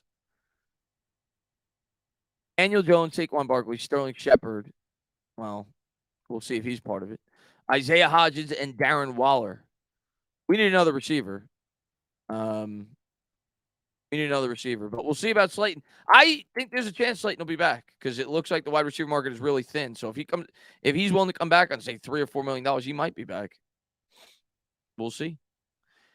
MY Giants 26 says Waller has a great background, battled addiction. Yeah, I don't know much about his background. We'll learn more about him now that we signed him. I know about him as a football player. He's really good, and I'm happy he's a Giant. Scott Young, be good. Yeah, I'm gonna head out too, guys. It's 7:42, 7:43. It doesn't look like anything big is gonna go down. The big news happened at the top. While I was working at about 3, we got some excitement out of it. We talked about it for a while. Looks like things are gonna be quiet for the rest of the day. But Giants have made a couple of big splashes. They got their linebacker. They got their tight end / wide receiver because that's basically what he is. They got their weapon. They got an interior defensive lineman. They've brought back some pieces. We'll see if anything happens tomorrow. Tomorrow I probably won't go live because I go to work. But tomorrow when I get home from work, I'll have a video out. I'll talk about some of our big acquisitions and if we make any others. But, guys, have a great rest of your day. I will be live on New York Revival. Probably pop on there for an hour if they let me on. If they let me hang out for a bit, we'll talk about it. Maybe something will go down while I'm on their stream. But, guys, have a great rest of your night. And, let's go Giants. Looking forward to talking football with you throughout the rest of the offseason, but it's been fun. Be good, guys. Nothing on D-Hop, guy. Nothing on D-Hop.